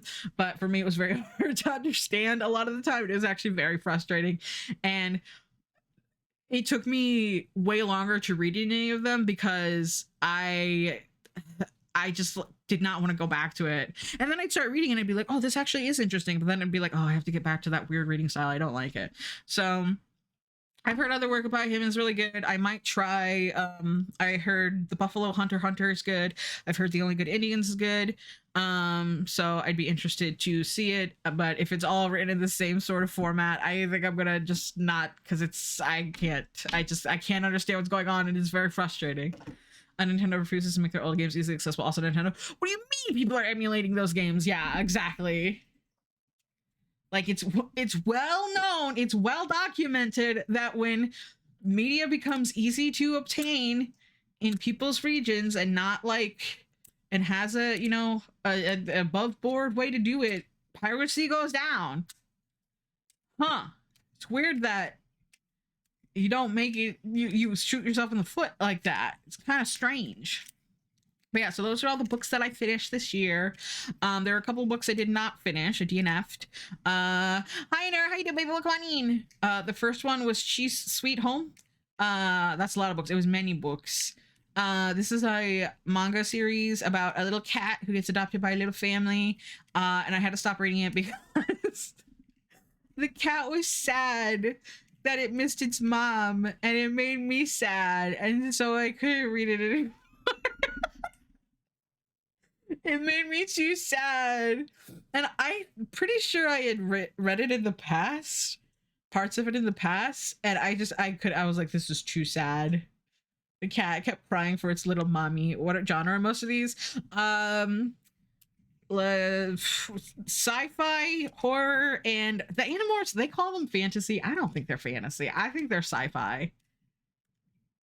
I think they're mostly sci-fi. So there's like 20 something Animorph books in here that are, maybe if you consider them fantasy, sci-fi.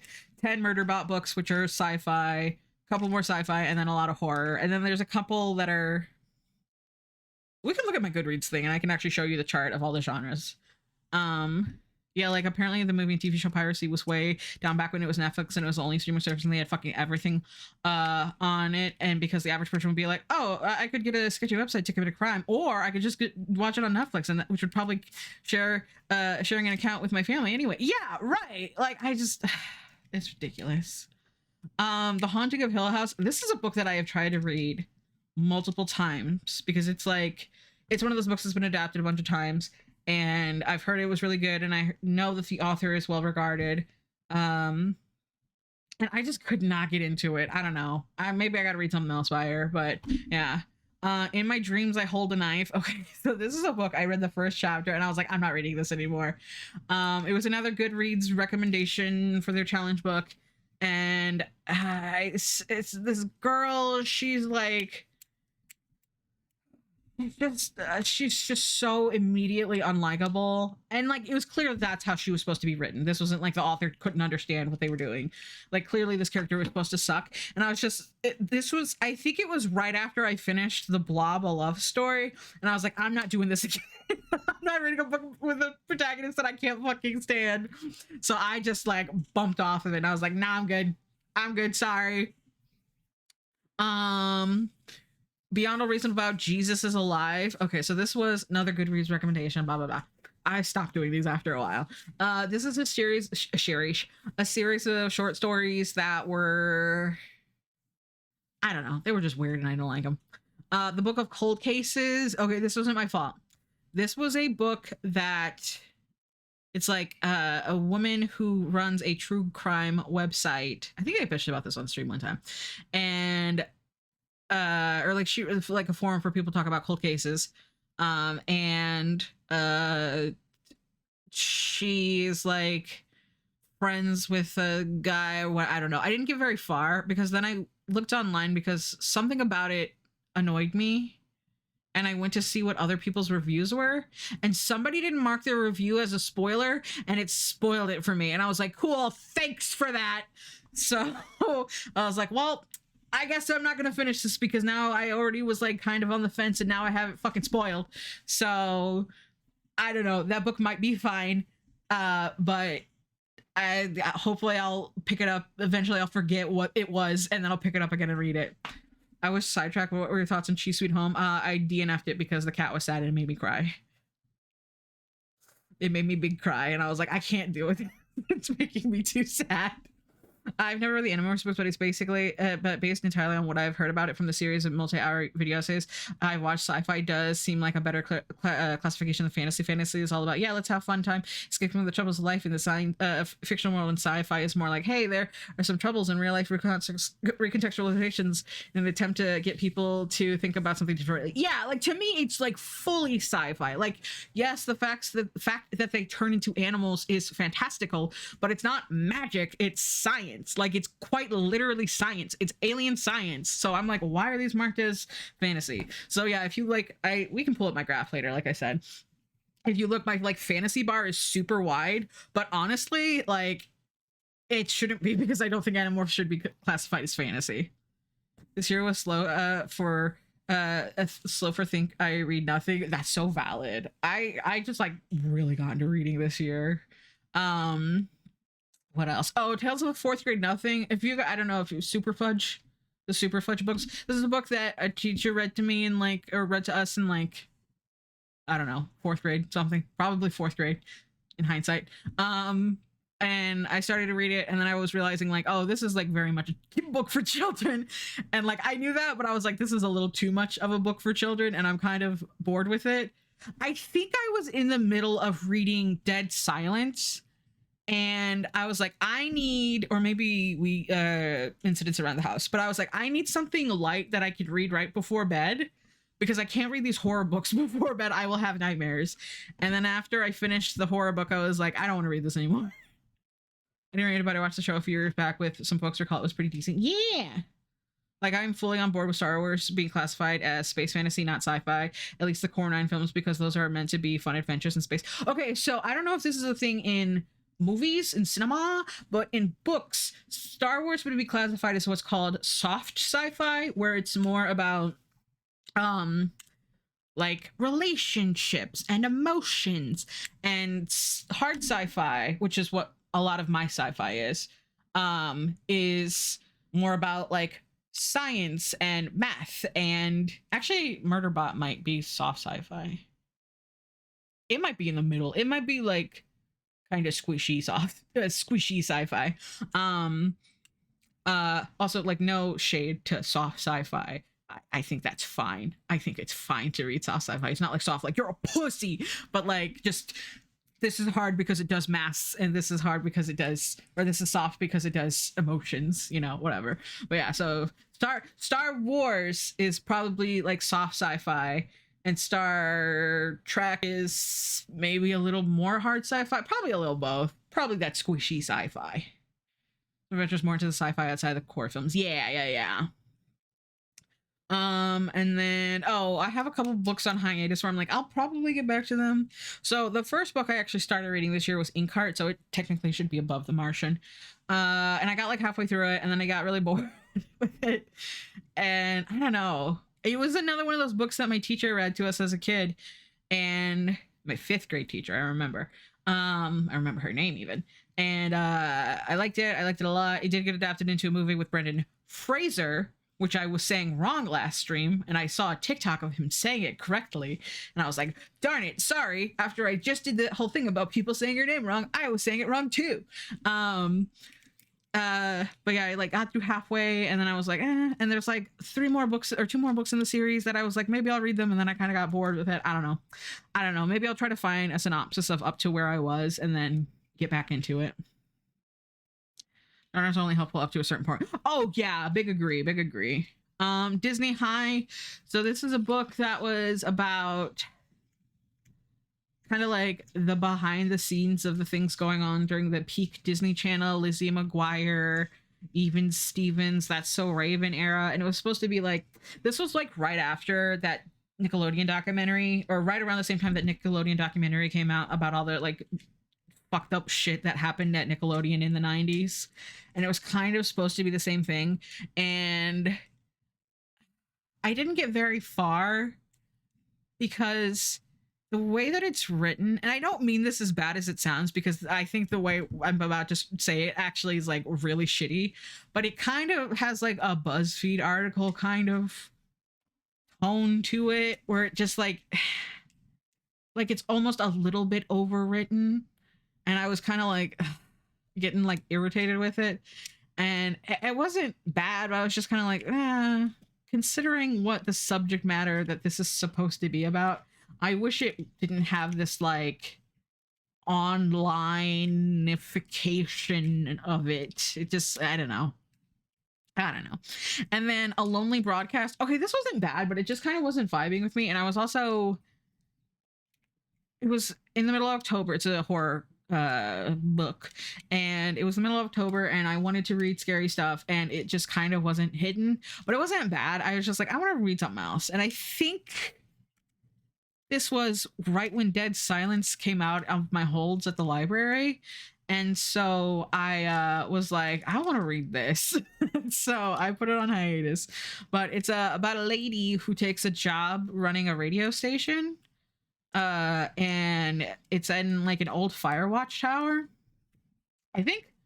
And as she's like doing the broadcast, these weird things keep happening.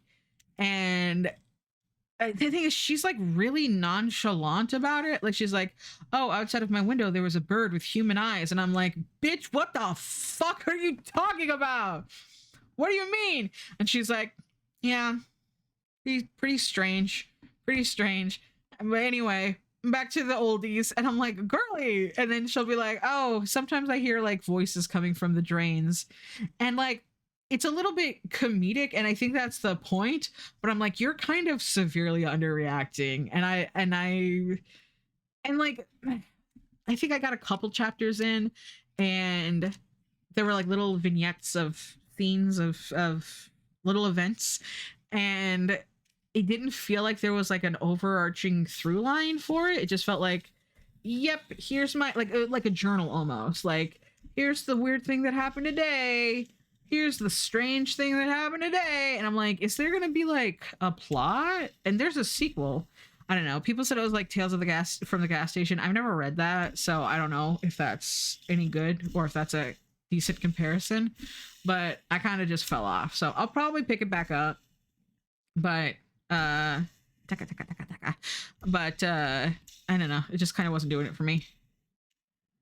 So I'll react to that one episode, like the one episode characters in a show like Doctor Who, like, what the fuck you been so casual about this for? Yeah, it's just like literally one of the things was a bird with human eyes, and I was like, that's the scariest thing I've ever pictured. What the fuck you mean? And she's like, oh, that damn bird's out there again. And I'm like, that's so scary. My sandwich was becoming animated and started talking to me, but I wouldn't shut up about Rick and Morty, so I just ate it. Yeah, that's like basically how it feels. And like sometimes she would get freaked out by certain things, but for the most part, it was like,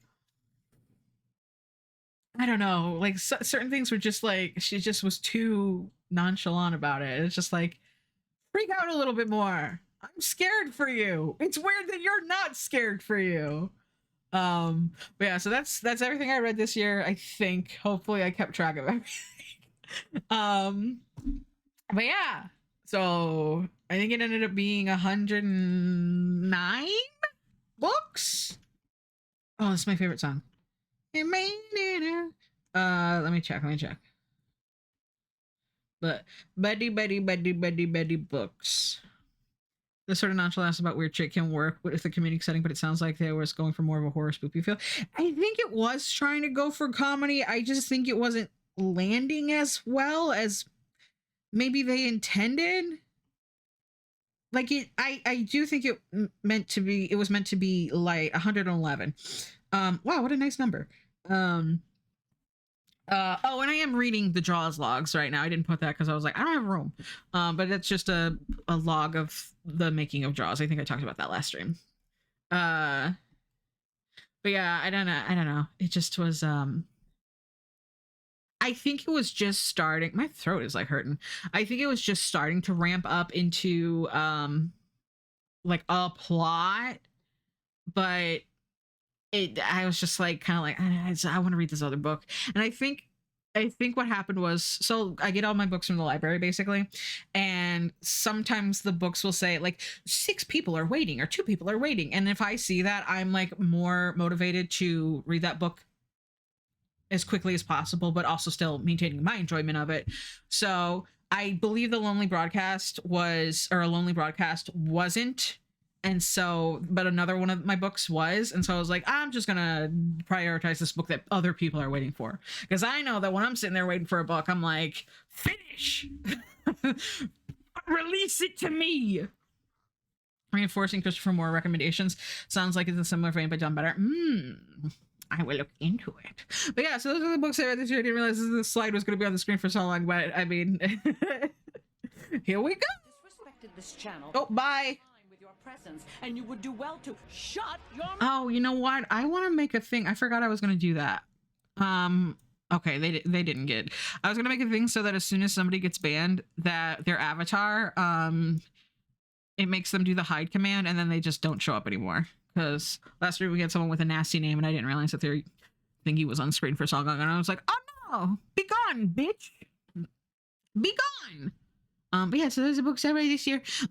So those were my goals for 2025. Wow, but what else was accomplished? So this year I participated in Art Fight for the second time, and these are my stats. Last year I did a 55. Nope, I did 25 attacks. I did 55. I drew in 30 days. I drew 55 arts. No, I did 25 attacks. I got 24 defenses with 5 mass attacks. So technically, I got attacked more times than I defended. But my battle ratio is 51.02%. Math. Yeah, on one hand, it sucks that people so much. It sucks that people suck so much we have to take precautions like that. On the other hand, it's neat that it sounds like it's a relatively simple thing to do, to take those precautions. Yeah, because I can do a thing where as soon as somebody gets banned, their name gets pulled into the thing, and then I can do a command as them in StreamerBot, just like silently in the background, and it'll in Stream Avatars, and it'll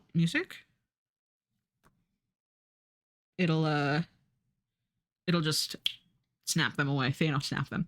You mean you did things other than read books in 2025? Cough, show up, cough. Listen, okay, I will say the Animorphs books are oh, it's loading. Okay, there we go. The Animorph books are only 170 pages usually, so they're basically novellas. And then most of the Murderbot books are also novellas, including the all the 0.5 ones, those ones are all short stories. So really it's not actually that much. And then again, a lot of those were graphic novels and comics. So it's not as many as you think. So what I'm hearing is that if you get sick of my Christmas outfit, you can just give it to me. I can just snap you like that. Nerderbot, the computer savvy friend of Murderbot. Yeah. I got last year I got 1,208.75 points. I was on Team Stardust. We won. And patches and scratches were attacked the most. This year I did 35 attacks. I received 27 defenses and 4 mass attacks. My battle ratio was 56.45. I forgot to change the number. Well, that's wrong, but I got a different number. And I was on Team Crystals. We won again. And my most attacked character was PETA, my Furby. Excuse me. So yeah, art fight. And then speaking of all my attacks, there they are. Give it a second. They gotta load. Oh, let me get off screen. Be gone. Getting the exact same number of points would be an accomplishment. I was like very confused. I was like, whoa, did I? And then I was like, no, I messed up. Oh, the GIFs are having a really hard time loading. But yeah, look at that. I did all that. So many. 35. There's a worm with boobs in there. Which one's your favorite? Is it the worm with boobs? That's one of my favorites. I love that one. Gosh, it is struggling. It ran fine when I didn't have all my streaming shit open. I wonder how that happened. I wonder why that happened. But yeah, look at them. They're all in order. I like made sure to put them in order. Wow, look at that. Did you know you can line things up with Google Slides? Did you know? Isn't that so nice? They're also good. There you go. Oh my god, the scrolling. I also made a dynamic Viato 2 bottle that we're not using because it lags my PC. I tried this morning. It was lagging the PC so bad. Here, let's watch the video. Let's watch the video. Let's watch the video. Play, damn you. I think I'd pick the walking cat, pig, the cat, the little slime cat. Okay, it might not load. Whatever, you've seen it. It has a bunch of expressions and a bunch of toggles. Wow, look at all that. Wait, it's starting. The PC is chuggling.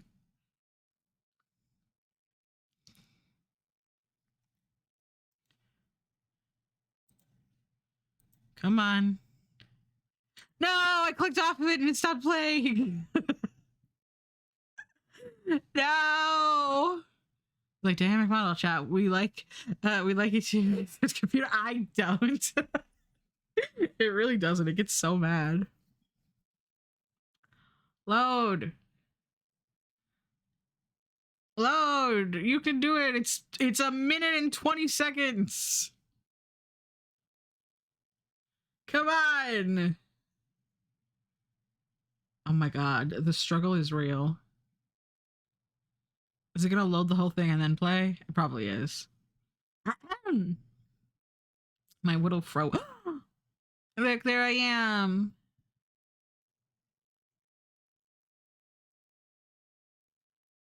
Oh, I got all blurry. And then I'm mad. And then I'm bashful. Flashback to old internet, right? It's so true.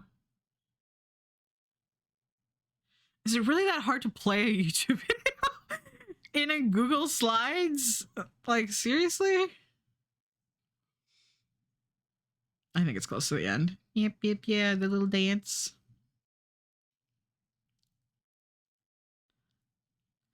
It's like, we were on that book slide so long.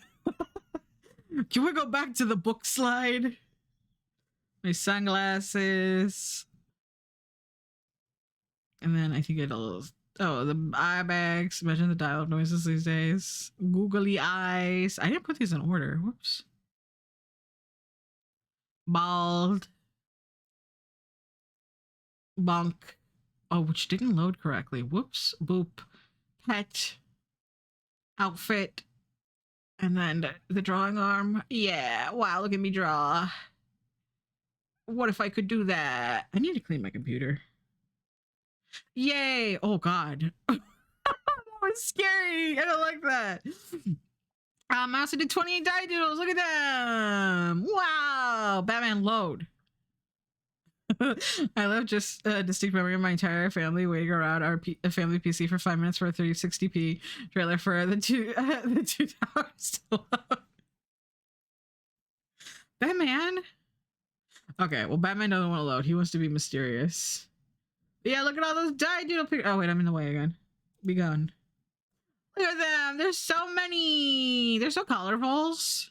There's so many colors. Wow, look at them. Can I like unload stuff that's in the background? I did 12 monthly palettes. Wow, look at that. One for every month. I don't know why I made this one wide, but it is. Can I get on screen again? Yeah, okay, I'm not blocking this one. Yeah, look at them. I read walking instead of waiting and was envisioning a family ritual was speed to speed up the internet. We have to pray to the internet gods. I participated in August Adventure. Wow, look at that. I was once a week for an entire month. Look at it. Oh, wow. I drew two little like creatures and then two little guys. I didn't even realize that until I see them all stacked up like this. Interesting. I did two noodles and two little fellers. That's fun.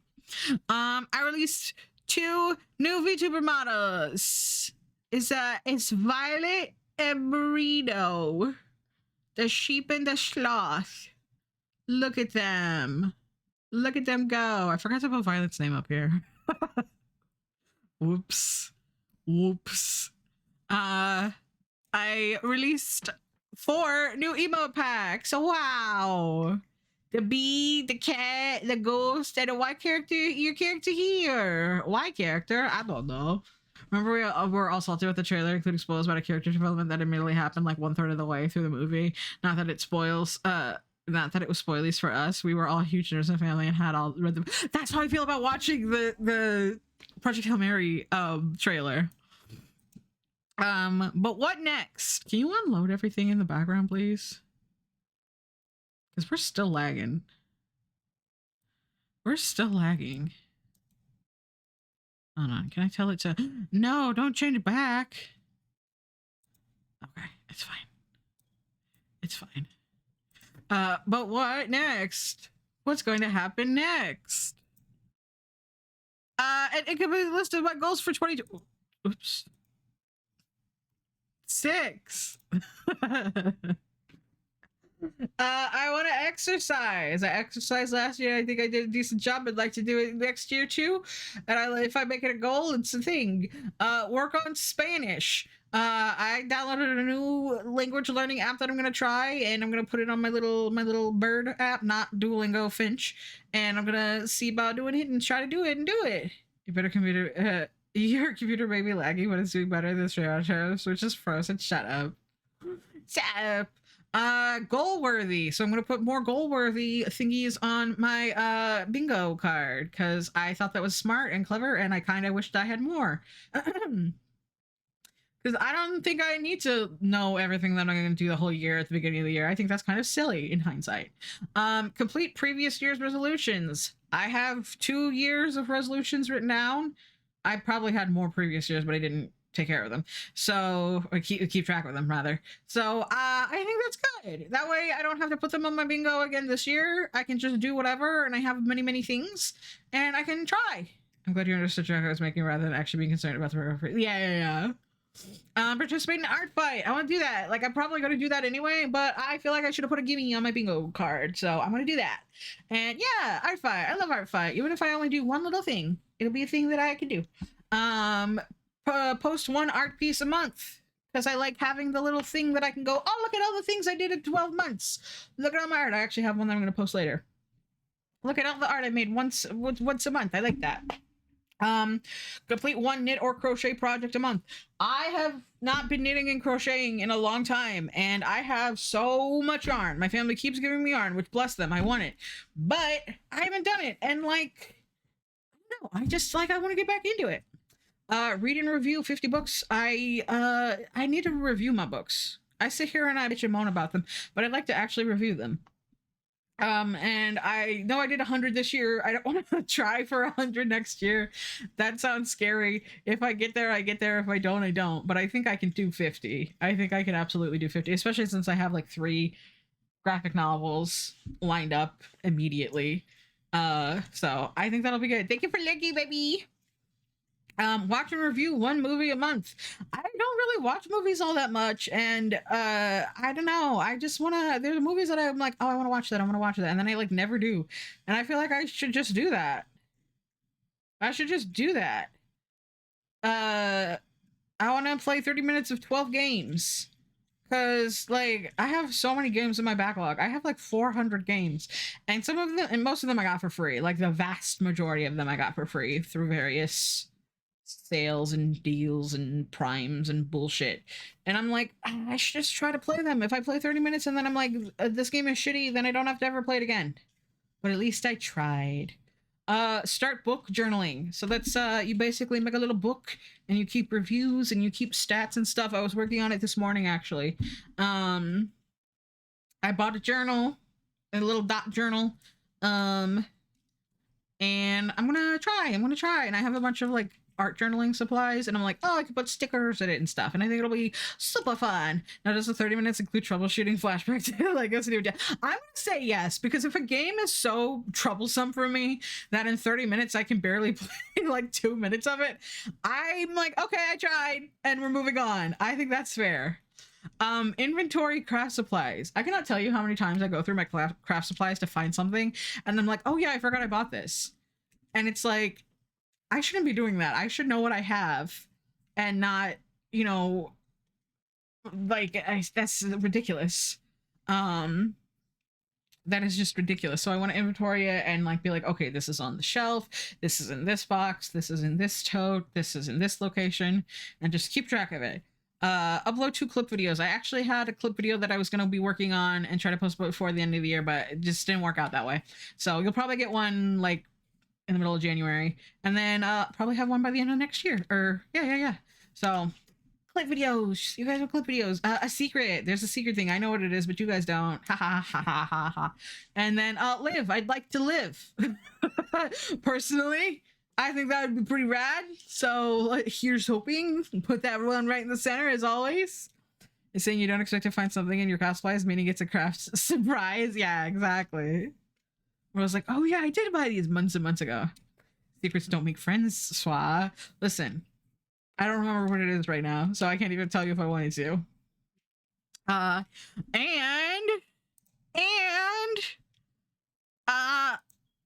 want to have another year hanging out with all of you. Happy New Year! Wow, confetti! Confetti, wow! It's so laggy. Also, you can see the seam. You can see the seam. Let me do my stretch. But yeah, that's what we're gonna do. That's what my New Year's resolutions. What are your New Year resolutions? Oh my god, I'm so tired. Usually I have some downtime between talking where like a game is happening. But yeah, that's what we did. We did New Year's. Wow. Okay, hopefully it won't lag as much now that I closed it and stopped loading all those GIFs and things. That's a whole list of things she plans to do, and also another thing that I'm not ready to tell you, me. Just on to the last. Shaking my damn head. Hold on, I do have it written down. Where is it? Where is it? I'm sorry for yawn. Oh, it's a surprise. It's a stream surprise, so you don't get to know. You don't get to know. But yeah. So those are all the things I want to do in 2025. I'm trying to not make my goals so big because I think I made them a little too big last year. And I'm giving myself lots of gimmies, like watch a movie, wow, so hard, and participate in an art fight, which there was a very unlikely that I wouldn't participate. What are you doing? What are you doing? Tim's got bingo. Is this your card for? Oh yes, because it says 2026. Sorry, Tim, if you're still lurking. Let's see. Okay, I will read them out on stream unless you want me to, but let me see. This, and this. You did goal worthy too. Yeah, see, I like because it's like, how are you supposed to know at the beginning of the year what all your goals and dreams are going to be? That's crazy. You should you should figure them out as you go. Read your books. Oh, I just said I wasn't going to read them out loud, and then I did. I'm sorry. Look at that. I mean, mine too big in the description. Yes, it's okay.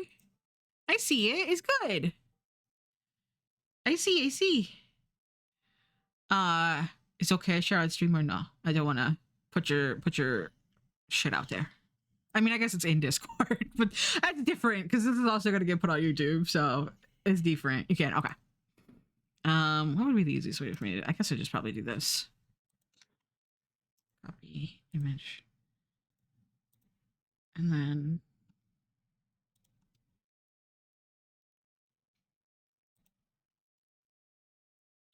Copy link.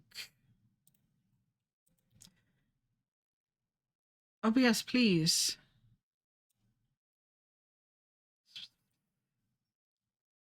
Yay! Oh, it's kind of fucked up. It's okay. It's not your fault. It's OBS's fault. Yay! Hold on. Where's the thing? Game cache. Okay, that works. But get in the corner, bitch. Now had you mentioned enjoying a Perot book, was that just a specific book, or do you generally not enjoy a whodunit mystery form of fiction? Okay, I actually really wanted to get into whodunits because I do like that. I just didn't. It was so boring, Leon.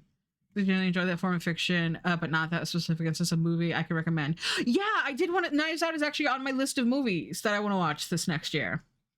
I argue it's not the size that matters. Stick in my head. But yeah, no, I was like, I've been trying to get into whodunits all year, and I'm like wary because I don't want to like. I talked about this before, but I'm always worried about like, oh yeah, the genre, like when you like, you know how you like get into like a new thing and then you find out something about it and you're like, oh. And everyone's like, oh yeah, that's just kind of the way it is. I was always like worried that it's gonna be like, oh yeah, there's always usually like some weird misogyny in it. And it's like, oh, and it's like, yeah, just kind of a thing of the genre. And so I was like, okay, well, this is on like a Goodreads thing. It's like it was like 100 years and one of the best books from each of those years. And so the murder of Roger Ackroyd was whatever year it was. And I was like, okay, cool. So it's going to be a good book. And then I read it and I was like, this shit's boring. The only thing that I know exactly why it's on the list, and it's because of the reveal. And the reveal was great, but everything leading up to it was fucking boring. As hell. And I was like, I don't understand how you make a whodunit with 10 fucking people boring, but damn, you did it. Good job. Has successfully called out of work. Hell yeah. Okay, so Tim says, change sheets more often. I need to do that too. I actually need to wash my bedding. Get a new job, do a goal worthy, read 5 books, fix up or get rid of little colored drawers. Are those like little plasticky ones? Clean up bedroom cupboard. Walk around place, goal worthy, rebuild savings, goal worthy, do something about food storage, make a character. Ooh, live. I like live. I like doing that one because that's like, you know, that's your free space. And it's like, well, if I die, I don't have to do the rest of this.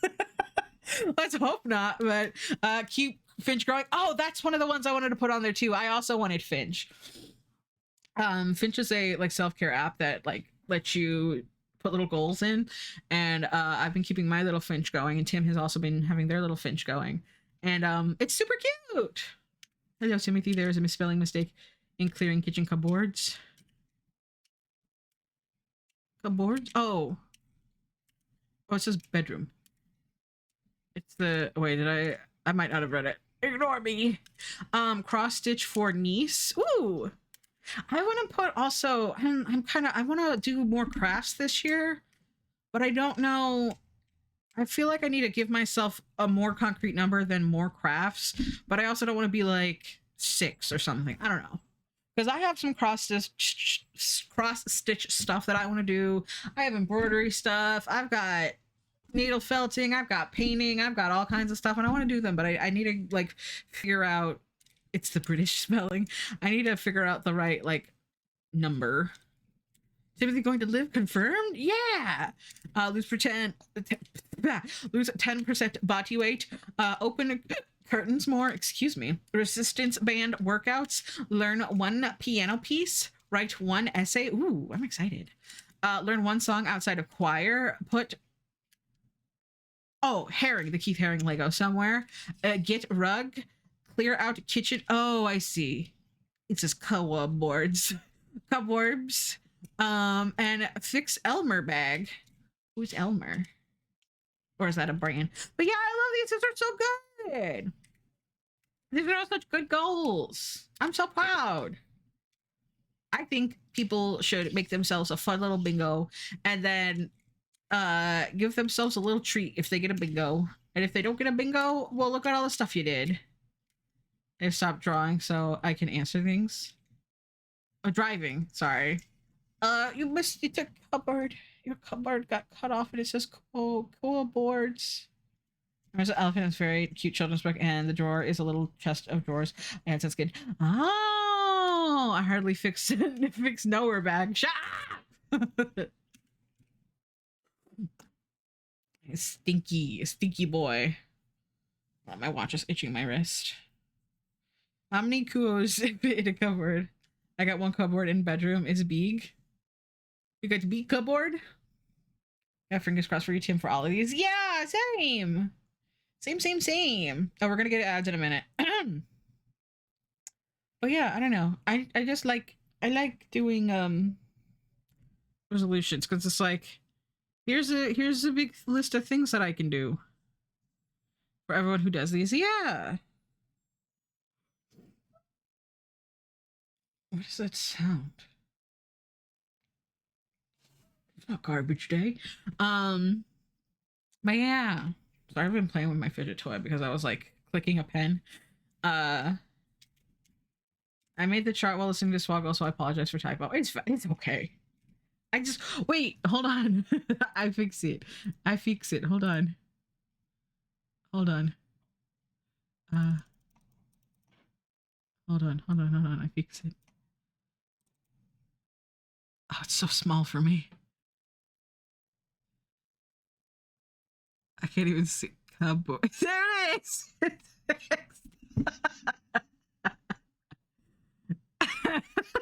I fixed it.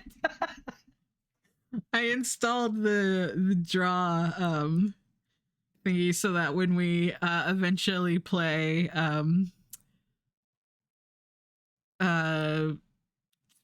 Puzzle Agent again, I can draw on the screen with you guys. I have to. It's on my mom's Amazon account because I was logged into her account when I got it from the Prime thing, so I have to like log into her account. It's like a whole thing. But yeah, I installed it so that when we do that, I can draw and doodle on the screen.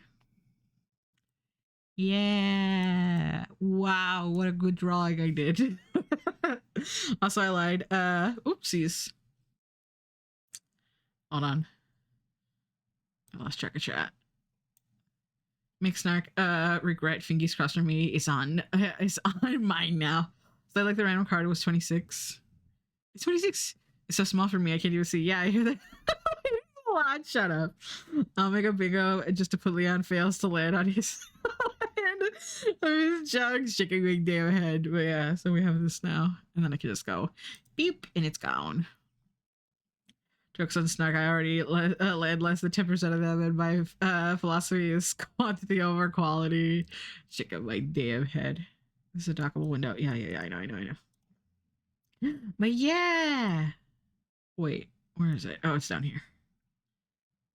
Be gone. Like, yeah, I love a resolution. Oh, here, let me get back in here. We'll probably do a puzzle for the rest of the stream. Just because we need to chill. Also, how am I on bingo? Oh, shitty, awful, bad. Actually, not terrible. It could be worse. I need 2 spots. Where am I? Oh, I want Firefox. So I can play Tangle. GG, Tim! Guess you don't gotta do the New Year's one. I'm just kidding. My knee, please. You got it. You got it. Oh, I need to take a sippy. Sometimes I like talk so much and then I don't do my shippies. There's 10% of your jokes being funny is really sad if you only make 1 joke a day, but if you're making dozens of jokes a day, per day, at least a few of them will be funny each and every day. You know what? You're not wrong. You're not wrong. Leon said, I will just fix my ratios. All right, let me set this up for y'all. Did we never finished that ornament one? I don't want to do it. I don't want to do it right now. I'm gonna be so honest. Oh, my side hurts from guffawing. Browser. Okay, we're gonna look at puzzles. Is there like a New Year's one? Probably not. Festival, Christmas, all categories. No, okay. I didn't think so. Let me switch our game to Tangle. Tangle. And we're gonna do puzzle. It's just a number are called on my card. I put 80 because I was like, I don't want to have to deal with it so much, but I feel like that was too many. Hold on, let me put my phone. Oh, Mom wants me to wake her up at 11. Let me put an alarm. Leave me alone. Leave me alone. Pinch, I did drink water. 1 of 4 rows. 1 off 2 rows. Sorry, I can't read. Let me make an alarm. For 11. Not PM, AM. There we go. So people are comedy snipers taking the time and thought to make a single hilarious joke and then retreating back to the shadows. Meanwhile, I go for the comedy SMG, throw enough jokes out there that a few are gonna land strategically, statistically even. God, that's a mood. Let's see. I want to do something fun and not scary like some of these are. I don't want to do the Christmas cookies, but I don't really want to do Christmas anymore. That's invalidating the entire list of 100. I know, it's like, I can't read hundreds of books. Or 100. Hundreds implies multiple. We did that one, right? Do we want to do painted rocks? I have to start your bingo over? Yeah. Pretending like picture books don't exist. No, don't look at strange pictures. That wasn't a book I read. Oh, look at all these paintings. Ooh, yarn. I think we did that. No, we did a sweater? I did a sweater? We did this. We did the flowers. I was like, I know we did something. I like this cat. Do you really read picture books? Yeah. You read the emotion that you're supposed to feel. Aw, I feel like that would be hard. I want to do an easy one. I want a gimme. Ooh, fruits. Okay, is real talk, genuine question. Is anyone triggered by pomegranates? Because I know that pomegranates are like, it kind of fucks some people up. So if not, we're going to do the pomegranate one. But if so, we will do something else. I wish we could do the animated ones. You have to have premium. And like, that's so fair. But also, I want to do this moving little cat. Or this scary bird. I want to do bird. That's fine. It's like got a holy festo. And if you think about it, letters are just pictures that have specific meanings associated with them. You're so right. You're so right. Oh, see, look at this cat, like this other cat. My throat is fucked. Oh my gosh. I sell a lot of pomegranates, triggered every time falls.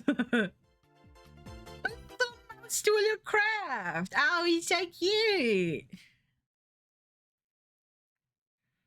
Look at these pancakes in green.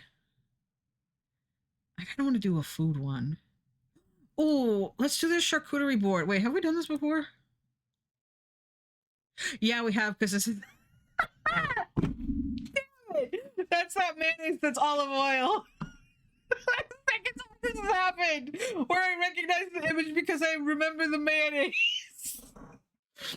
Because it has an olive green label, and I was like, why is it olive green? And it's like, oh, because it's made with olive oil instead of regular oil. God damn it. I care not about pomegranates, but I also arrived at a friend's house, so I'm leaving and I'm all happy. Pooh Bears, take care. Love, Tim. Have a good day, baby. And you complete an animated puzzle. I think that like the pieces are animated, so as you're working on it, it's like, ooh, that's there, that's here, that's there. I think that's what the word grenade originates from pomegranate. That makes sense. Okay, we can't do the charcuterie board. Let me just look at food. I like doing food puzzles, okay? Me. Sounds like a headache. I think if we did a small enough one, it would be fun. I think if we did like a really big one, it would be like a pain in the ass. Because like, you'd be like, oh, this matches this, and it's like, oh no, there's a cat here now. You see, like this one's just got like snow and speckles. And steam from the drink. I feel like we've done macarons before. Macarons. Fruit. I want like another charcuterie board. Potato. Cheese. So this has got too much boring shit in the background. I want, ooh, look at these pastas. Can we do this one?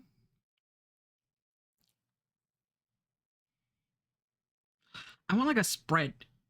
Also fun, but less historically based. I've been playing Slime Rancher 2 since I picked it up on Steam Winter Sale, and one of the fruits in the game that grows partially underground in caves is called a pomegranate. Is it pomegranate? Bee pomegranate? Oh gosh. Oh, granite like the stone. I get it. I was like, I think he's telling a joke, but I don't know where it is. That's so mean. I'm sorry. I didn't mean it like that. I just was like, I know that's what's happening. He put a lull, but I don't understand. Oh no, we did this one because of the sausage. Damn it. Does it live in the cave because it's taken from the pomegranate? There you go. Ooh, we can do these candy. Did we do this? I wish I could like mark them as done. We did this. We did the gummy bears. Because I remember because Leon was being smart with it / Jen. Oh, my little throat. Bagels. It's so much sugar. Also, it took me way too long to realize I didn't just name the this random fruit the same word as a real fruit. Yeah, that's what I was like. I was like, it's called a pomegranate. And I was like, like the fruit. What's the joke? And then I was like, oh, granite. I get it. I gotcha. I'm picking up what you're putting down. Okay. Oh, I kind of like all these cans. Okay, we might do the cans. Let's do the cans. These are fun. Community. Yeah, let's just do 300. Oh shit, is it queued? Hold on. Queue. Begin. Confirm. Hello? Oh, here we go. Okay. I suddenly remember I have bagels to go through. Thanks for the reminder. I might not even be stale yet. Ooh, I want some bagels. I want pizza bagels. Let me invite you guys. Feel free to join. No pressure. Look at these cans. They're so fun. Ooh, I like the rainbow one. Hold on. I want to get a color that's dark is good.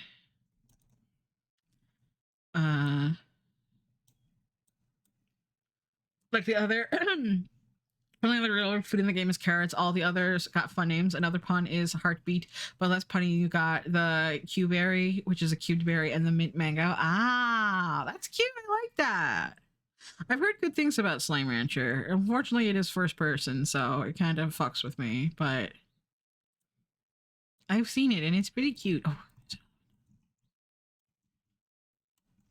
I need a Lello. I need the Lello to be the corner.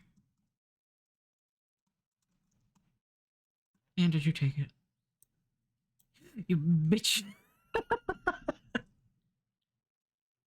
I knew it. I fucking knew it. I was like, I should be able to find this easy peasy. It's Lello. It's lime. I'm sorry, I called you. You know, Slime Rancher 1 and 2 are a fun, relaxing game, but yeah, definitely first person is not your jam. Yeah, it just make me throw up. Unfortunate. Oh, I found it. Cool.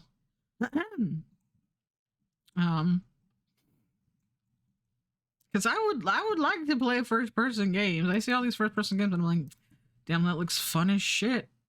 God, I wish that were me. Like Peak. I know it's got a third person mod, but that kind of feels a little bit like cheating. It's not though, but like I don't know, I feel like I would have an unfair advantage. Is anyone doing the stripey one? No, okay. I just didn't want to take it from anyone else.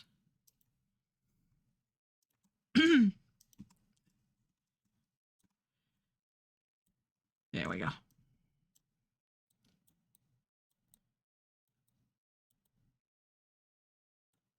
Really? Okay. I thought I had him.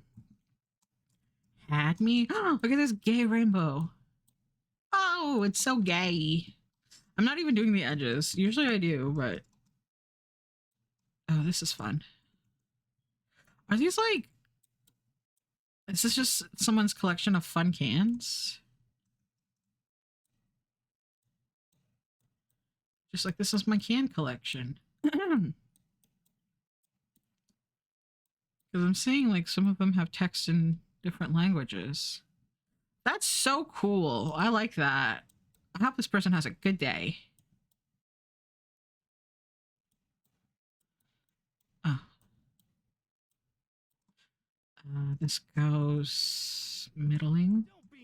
Not the kind of cans I find fun, but to each their own. Shaking my head. Game is bullying me. What happening? Ah. Okay, I have a can. Just in case you guys didn't know, I have a can. I know that's crazy for this puzzle. Oh, my nose is itchy. Calling me slow means seems unnecessary. Oh, you can link your Twitch account to it and it'll call you Paula. It'll take your and you won't even I think it's like a one click linking kind of thing. Although Leon still hasn't done that. Judging. No, I'm just kidding. I'm just kidding. Oh, this is part of this one. I bully though. But yeah, so it didn't do the thing in chat though. Maybe I changed it because I had to do the thing when I was combining channels before. What is this? This is this. So this should be this. Yes. Oh,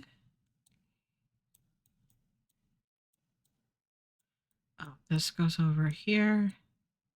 This goes over here.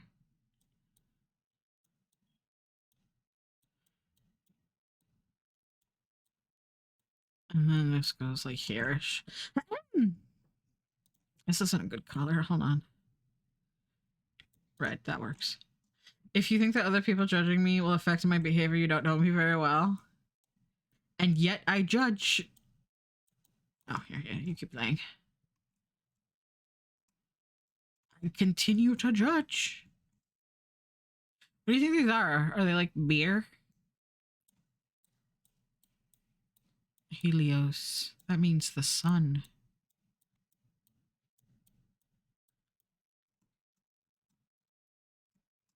Or of the sun, something like that.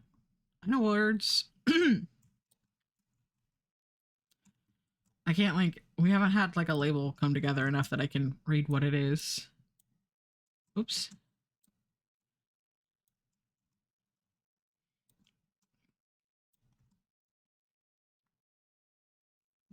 That's so fun though. I love these.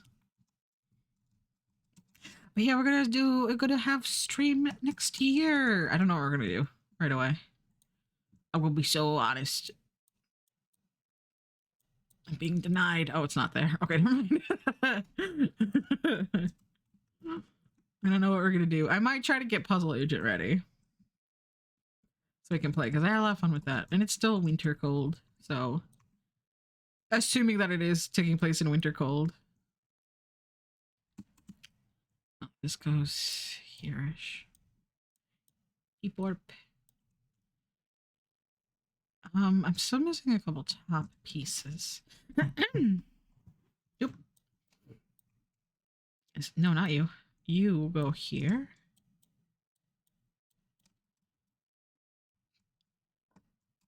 And yeah, we'll be able to draw on the screen, hopefully. Yay, the top's done. Oh. Did I grab that from somebody? I'm sorry. I'm sorry, Paula.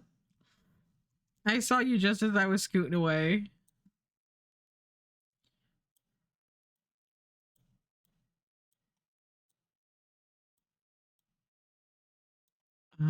This goes up here. No.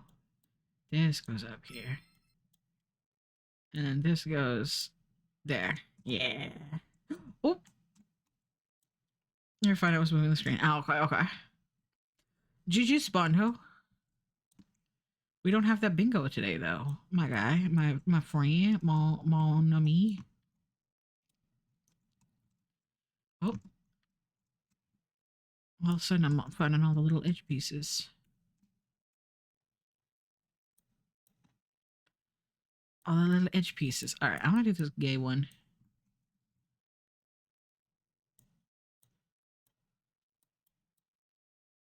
Yeah, it's next to this one. And there's like this.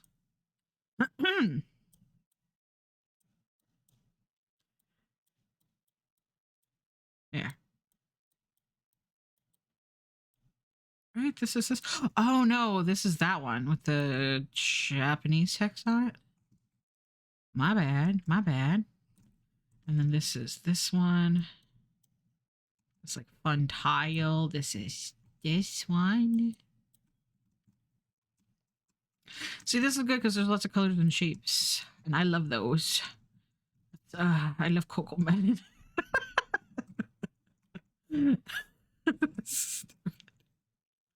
I love Coco Melon.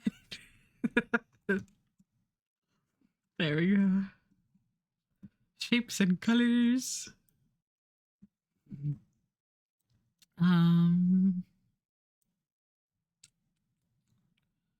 Is this? Oh, is this one? Yeah. Yeah. And then more rainbow, more rainbow.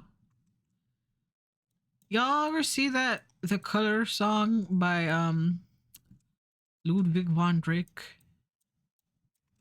The Muppet, not the Muppet, the duck. The Disney duck that isn't Donald or okay, question. Why how come there's so many ducks in Disney family? How come those ducks there's so many?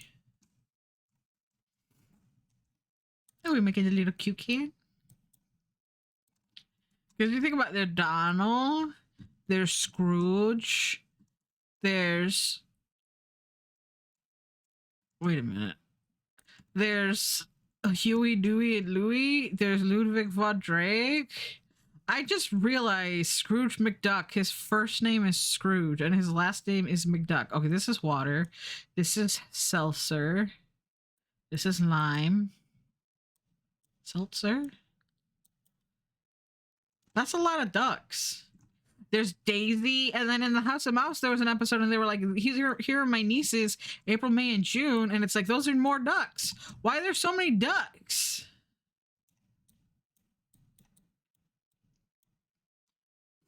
I think they're all supposed to be biological family, or at least no Donald, Scrooge, and the triplets.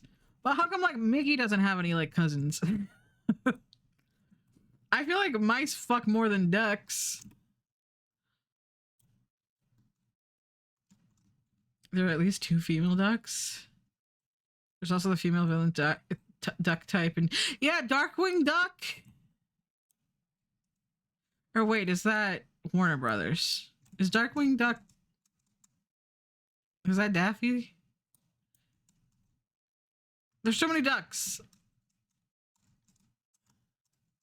Because there's Mickey, there's Minnie, and there's Mortimer, and I don't know of any other mice.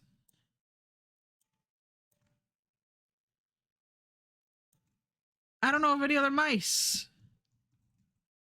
Where's your family, Mickey? What have you done to them? Darkwing is also Disney. Oh, okay. So that's more ducks.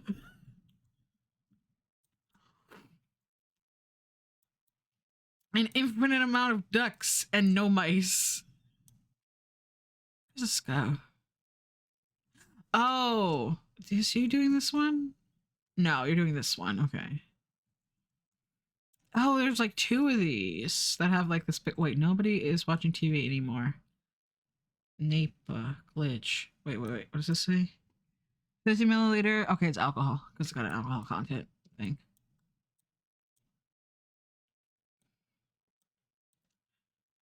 And they're right. Nobody is watching TV anymore because of Lost. No. I'm just saying, like, God forbid Mickey have someone who loves him and is related to him. God forbid.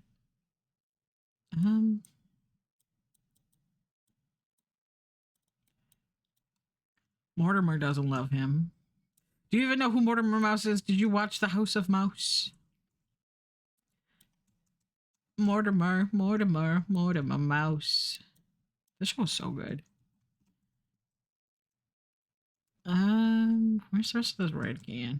Wait. No. This is the date can. With the years. Oh, wait. Yeah. This is a good one. I like this one. I'll try to find more puzzles like this. That are like big difference in shape and color. Oh, yeah. So I was trying to find that in the layout. Oh, it's on the rainbow one. Sake, okay. Yeah, these are probably mostly beers and things. Vodka. Oh, this says something. N-A-T Nation? This is alcohol because it's got an alcohol content. Oh, but it's not because it's got a 0% alcohol content. This is sparkling CBD water. CBD letters? Cock and ball torture. I'm sorry. That's so stupid. That's so dumb. It's getting tortured. Oh goodness. This is up here. Right? Surely? Oh, maybe it's over here. No? But it's green. Oh, it's here. I'm silly. Silly goofy.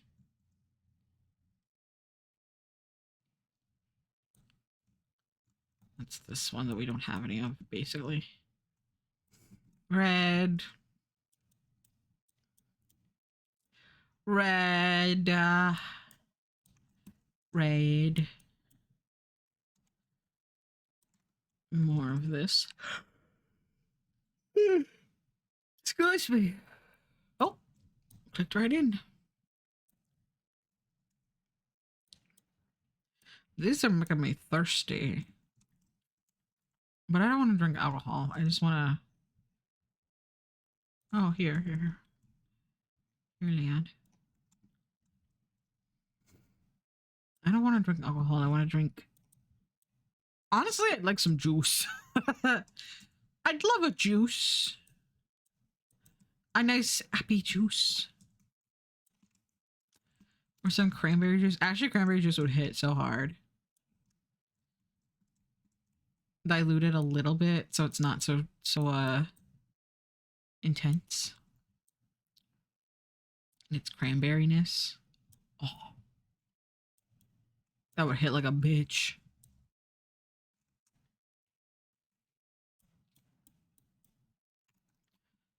Oh. Okay. Oh, I already read that one. I like to read them once I can see all the text. Okay, this one is this one. Right? Surely. Okay, I'm just gonna leave it there. You guys are gonna have to deal with that. I'm sorry. But I'm not sorry enough to not.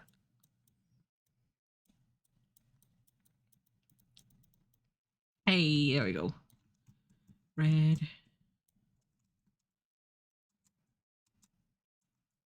What, where's that wiggly one? Over here.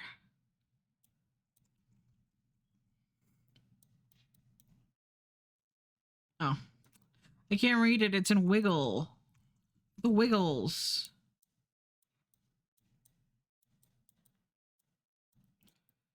I think Mom's awake. This has to go here.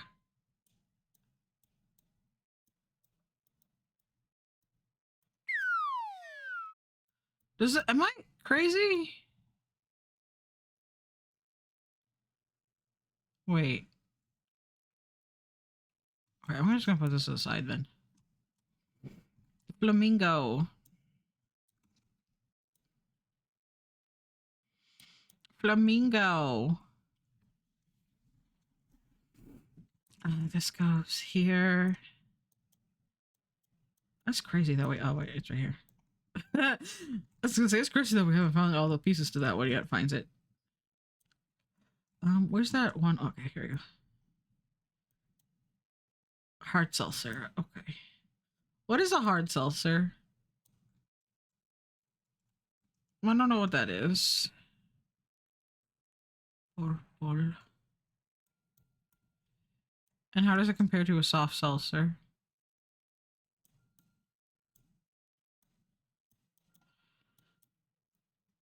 It's a seltzer that's frozen. Shut up! You goof.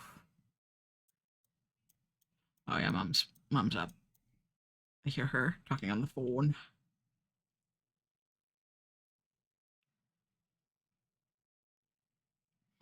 Oh, right there. Yeah. No, this is over here. This is this one with the guy's face. Oh, there's not a guy face. It's a flowers. I thought it was a guy face, but it was a flowers. A seltzer with booze and without. Oh. Oh. How does that? Okay, I don't know what seltzer is. I'm realizing. I thought seltzer was just fizzy water. Or is that soda water? I don't know what anything is. I'm so sorry. Can you tell I don't drink?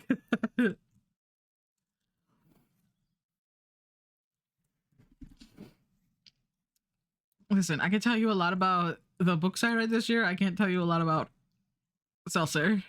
So it's no, sir, shut up. I think it's sort of like club soda where you can mix and cut into drinks. Oh, okay. Ooh, the scary one with the skeleton.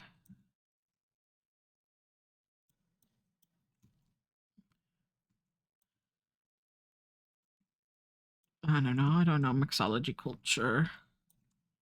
I don't drink. I play video games. The dichotomy of drinking and playing video games is so stupid. I'm a gamer. I don't drink. Where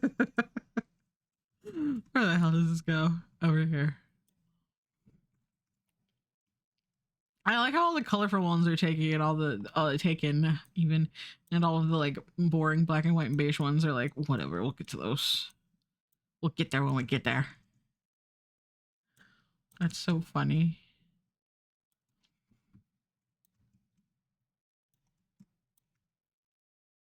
We just like can't be asked. They're like those ones are boring.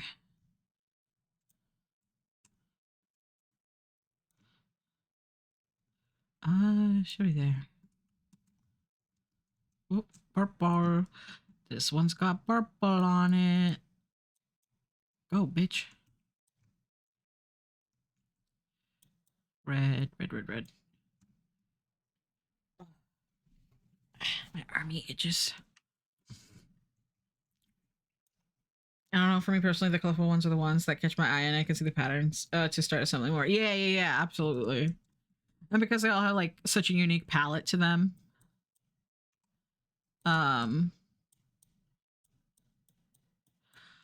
that one's stuck in wrong for me. Fuck, hold on, I'll be right back. I was like, why isn't that one sticking in? And I was like, because it's wrong, silly.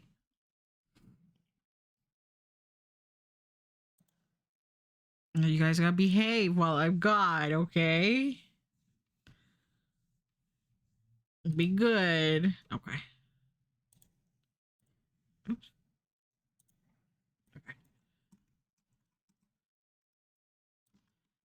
Okay. That's why that wasn't sticking in. There we go. There we go. There we go. Leanne, I see you. Am I dumb or does this literally not fit anywhere? Your thing might be broken because sometimes that happens to me. What is this? Oh, I don't have my thingy. What spot? Leave me alone. Oh, this goes here. What does this say? Need some... Oh, fuel. I thought it said need some fuck, and I was like, not particularly, no, but thank you for the offer. Appreciate your asking, at least. Need some fuck? There we go. Never mind. No, you're not. You made a mistake.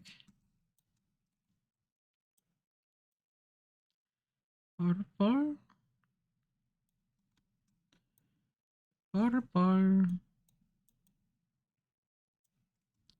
Did you see I was smart about my crime? I put two stick together so you wouldn't get reset if you reshuffle the board. You're so smart, actually.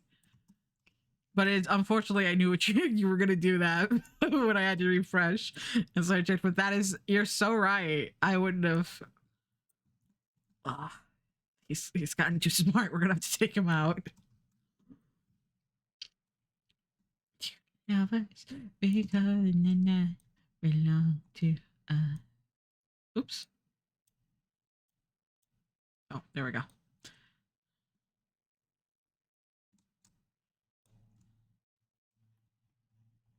Did we finish? Oh. Yay! Ooh. Oh, cool. Oh, I want to watch the timeline. Oh, wait, no, isn't that a premium feature?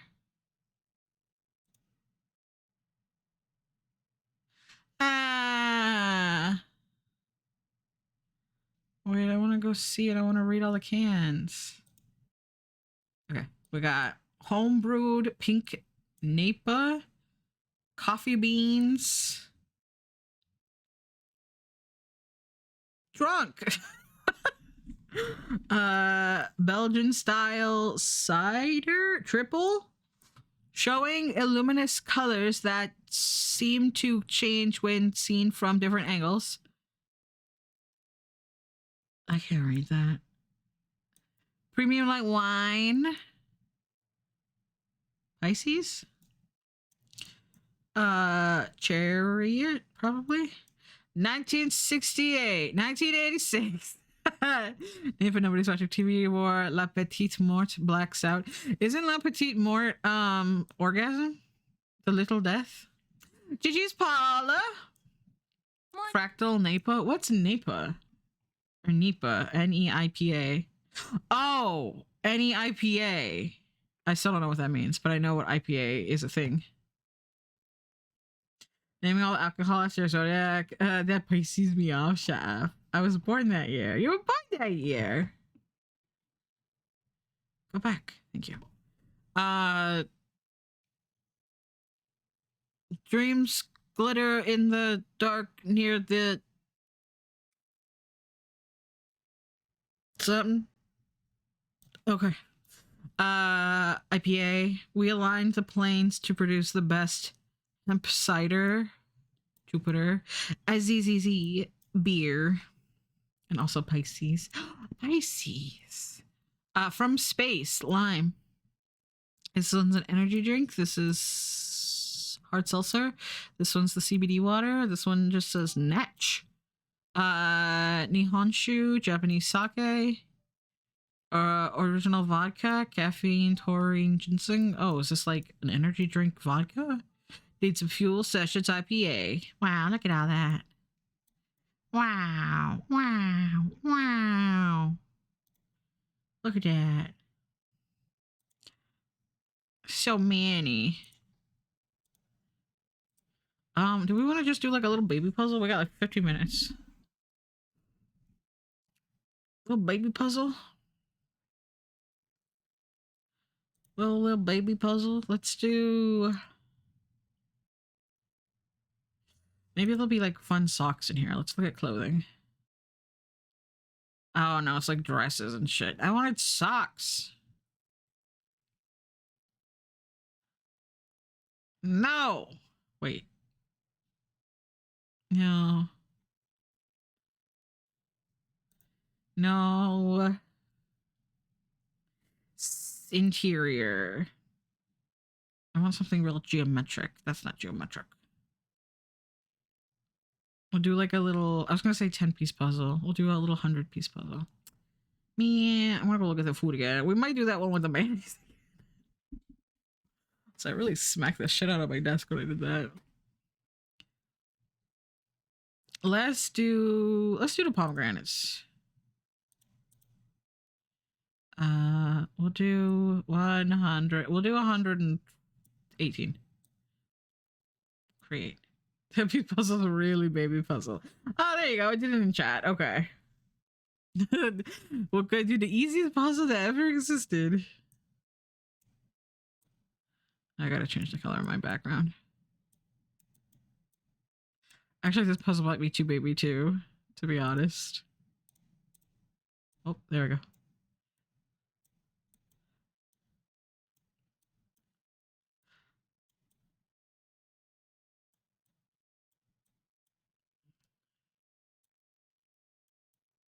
Puzzle time. Oh. Oh. This puzzle's like 90% edges, I'm realizing.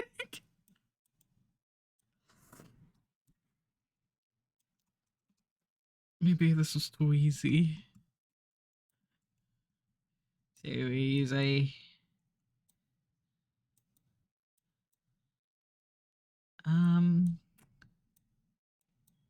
Oopsies. I didn't mean to grab that.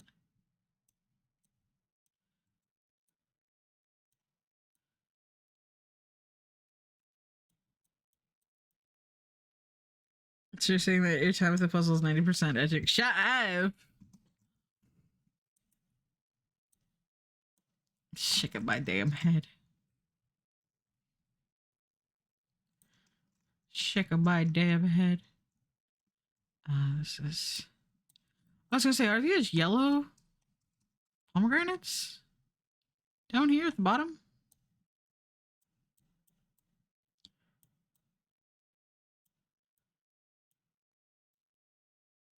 They look like yellow pomegranates. Do they make yellow pomegranate or grow or conceive of? Oh, sorry. Didn't mean to grab that out of your hand. Okay, and then this. And then there. This goes here.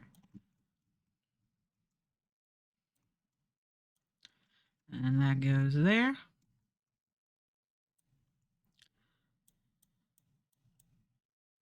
Oh.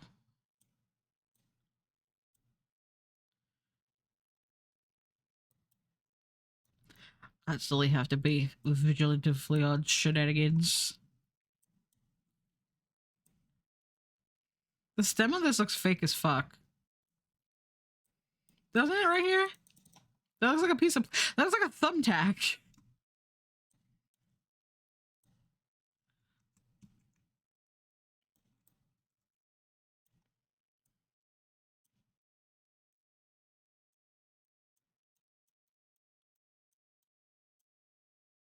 Oh, thank you.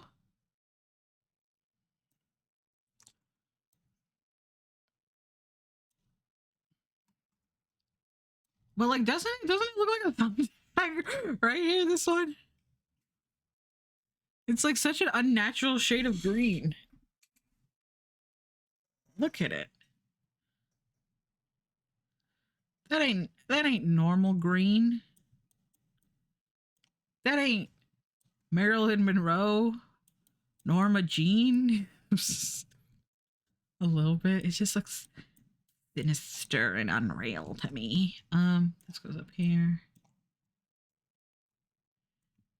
Not pomegranate, kiwi.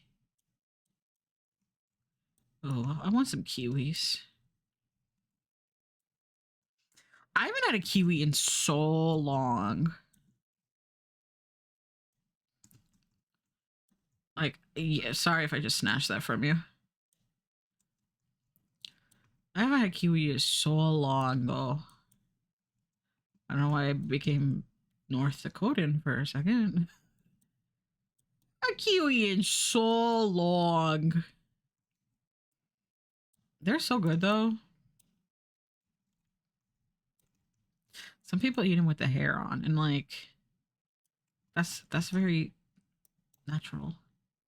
I don't think that's real.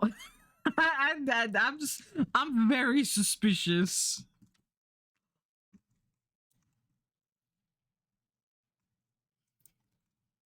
What would you do if North Dakota? What would you do if North Dakota and South Dakota joined together and made one big Dakota? That's very silly.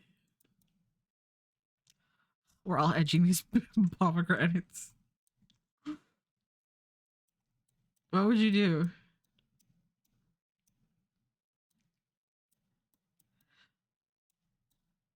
That they just got over their differences and became Dakota over here, right? All right, you get out of here then, if you're gonna be a bitch about it.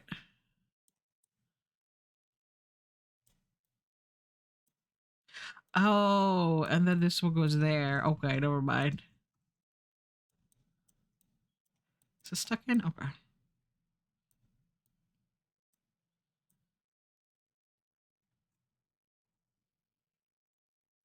Oh, this is over here. And then here.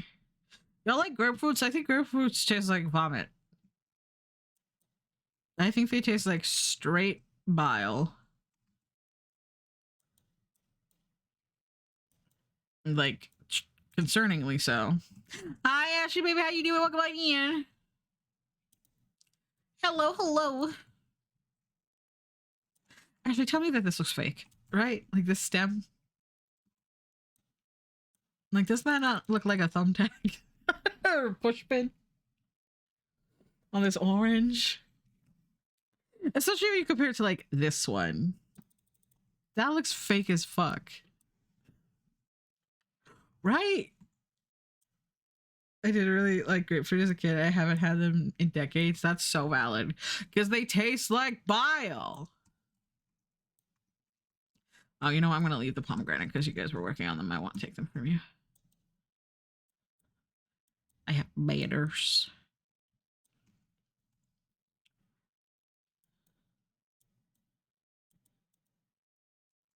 What is... Oh. There we go. I'm like, where does this go? 3.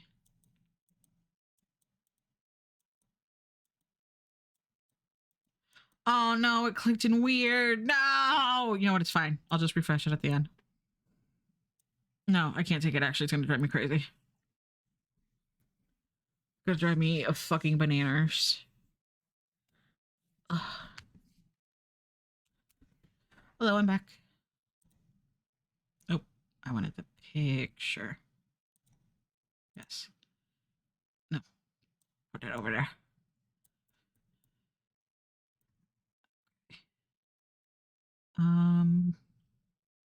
Like there should be another grapefruit, surely. There's 3 cut lemons and 2 cut grapefruit, 4 cut grapefruits, and everything else.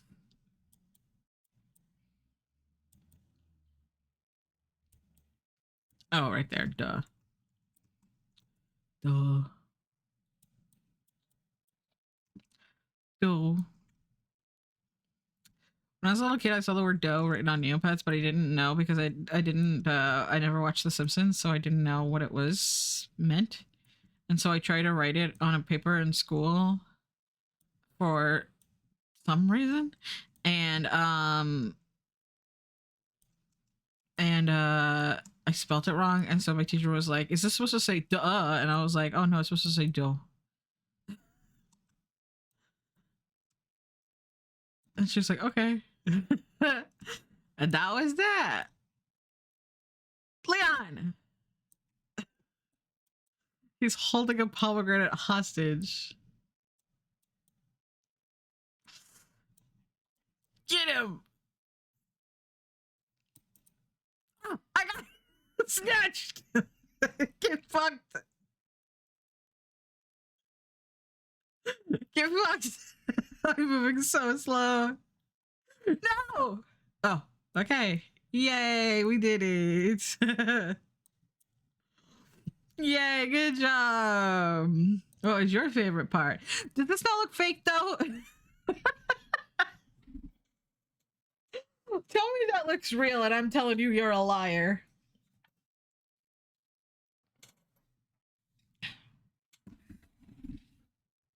Like it's so green. I was gonna the puzzle would be too baby, so I made it more. It's just shaking my fucking head. Shaking my fucking head. Let me see if I have bingo. No. I needed 2 more and they didn't give it to me. Alright, but we are gonna go find someone to raid. Going to find someone to raid. Oh, Ashley, I'm sorry. You came in right at the end.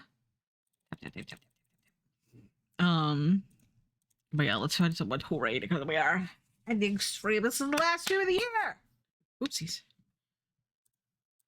Oopsie doopsies. And then we're gonna be back Sunday. I don't know what we're gonna do. Something fun, hopefully. What if I did something like really unfun and boring? What if I just did like taxes? Weird January taxes.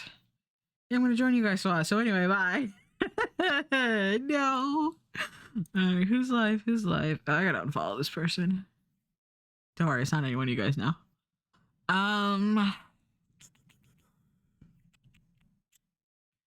We might go see. Ooh. Oh, I'm between 3. Oh, you know what? I think we're gonna do this person because they're doing partner push. And I wanna support. Yeah, basically. Yeah, because January would be the weirdest to streaming their taxes on Twitch. Yeah, you're right. Alright, we're gonna go raid Rainbow. We're doing partner push, so we gotta support. Oh, also the emotes aren't the Christmas ones anymore. I did not realize. I forgot last time that I saw the Jesuses and I was like, oh shoot. I did not mean to do the Jesuses. Oh, they're AFK. Oops. That's okay. They're playing, she's playing Icarus. I don't know what that is. It looks like a first-person survival crafting something. or other. But yeah, I love you guys. Have good fun today. I did. Like I said, we'll be back on Sunday in the new year. Wow, it's so exciting. I hope you have a good New Year's. I hope you get lots of snackies and drinkies and sippies and sleepies and all that good stuff. And have a good New Year's dream and all that good stuff. And I will see you next year. Until then, goodbye.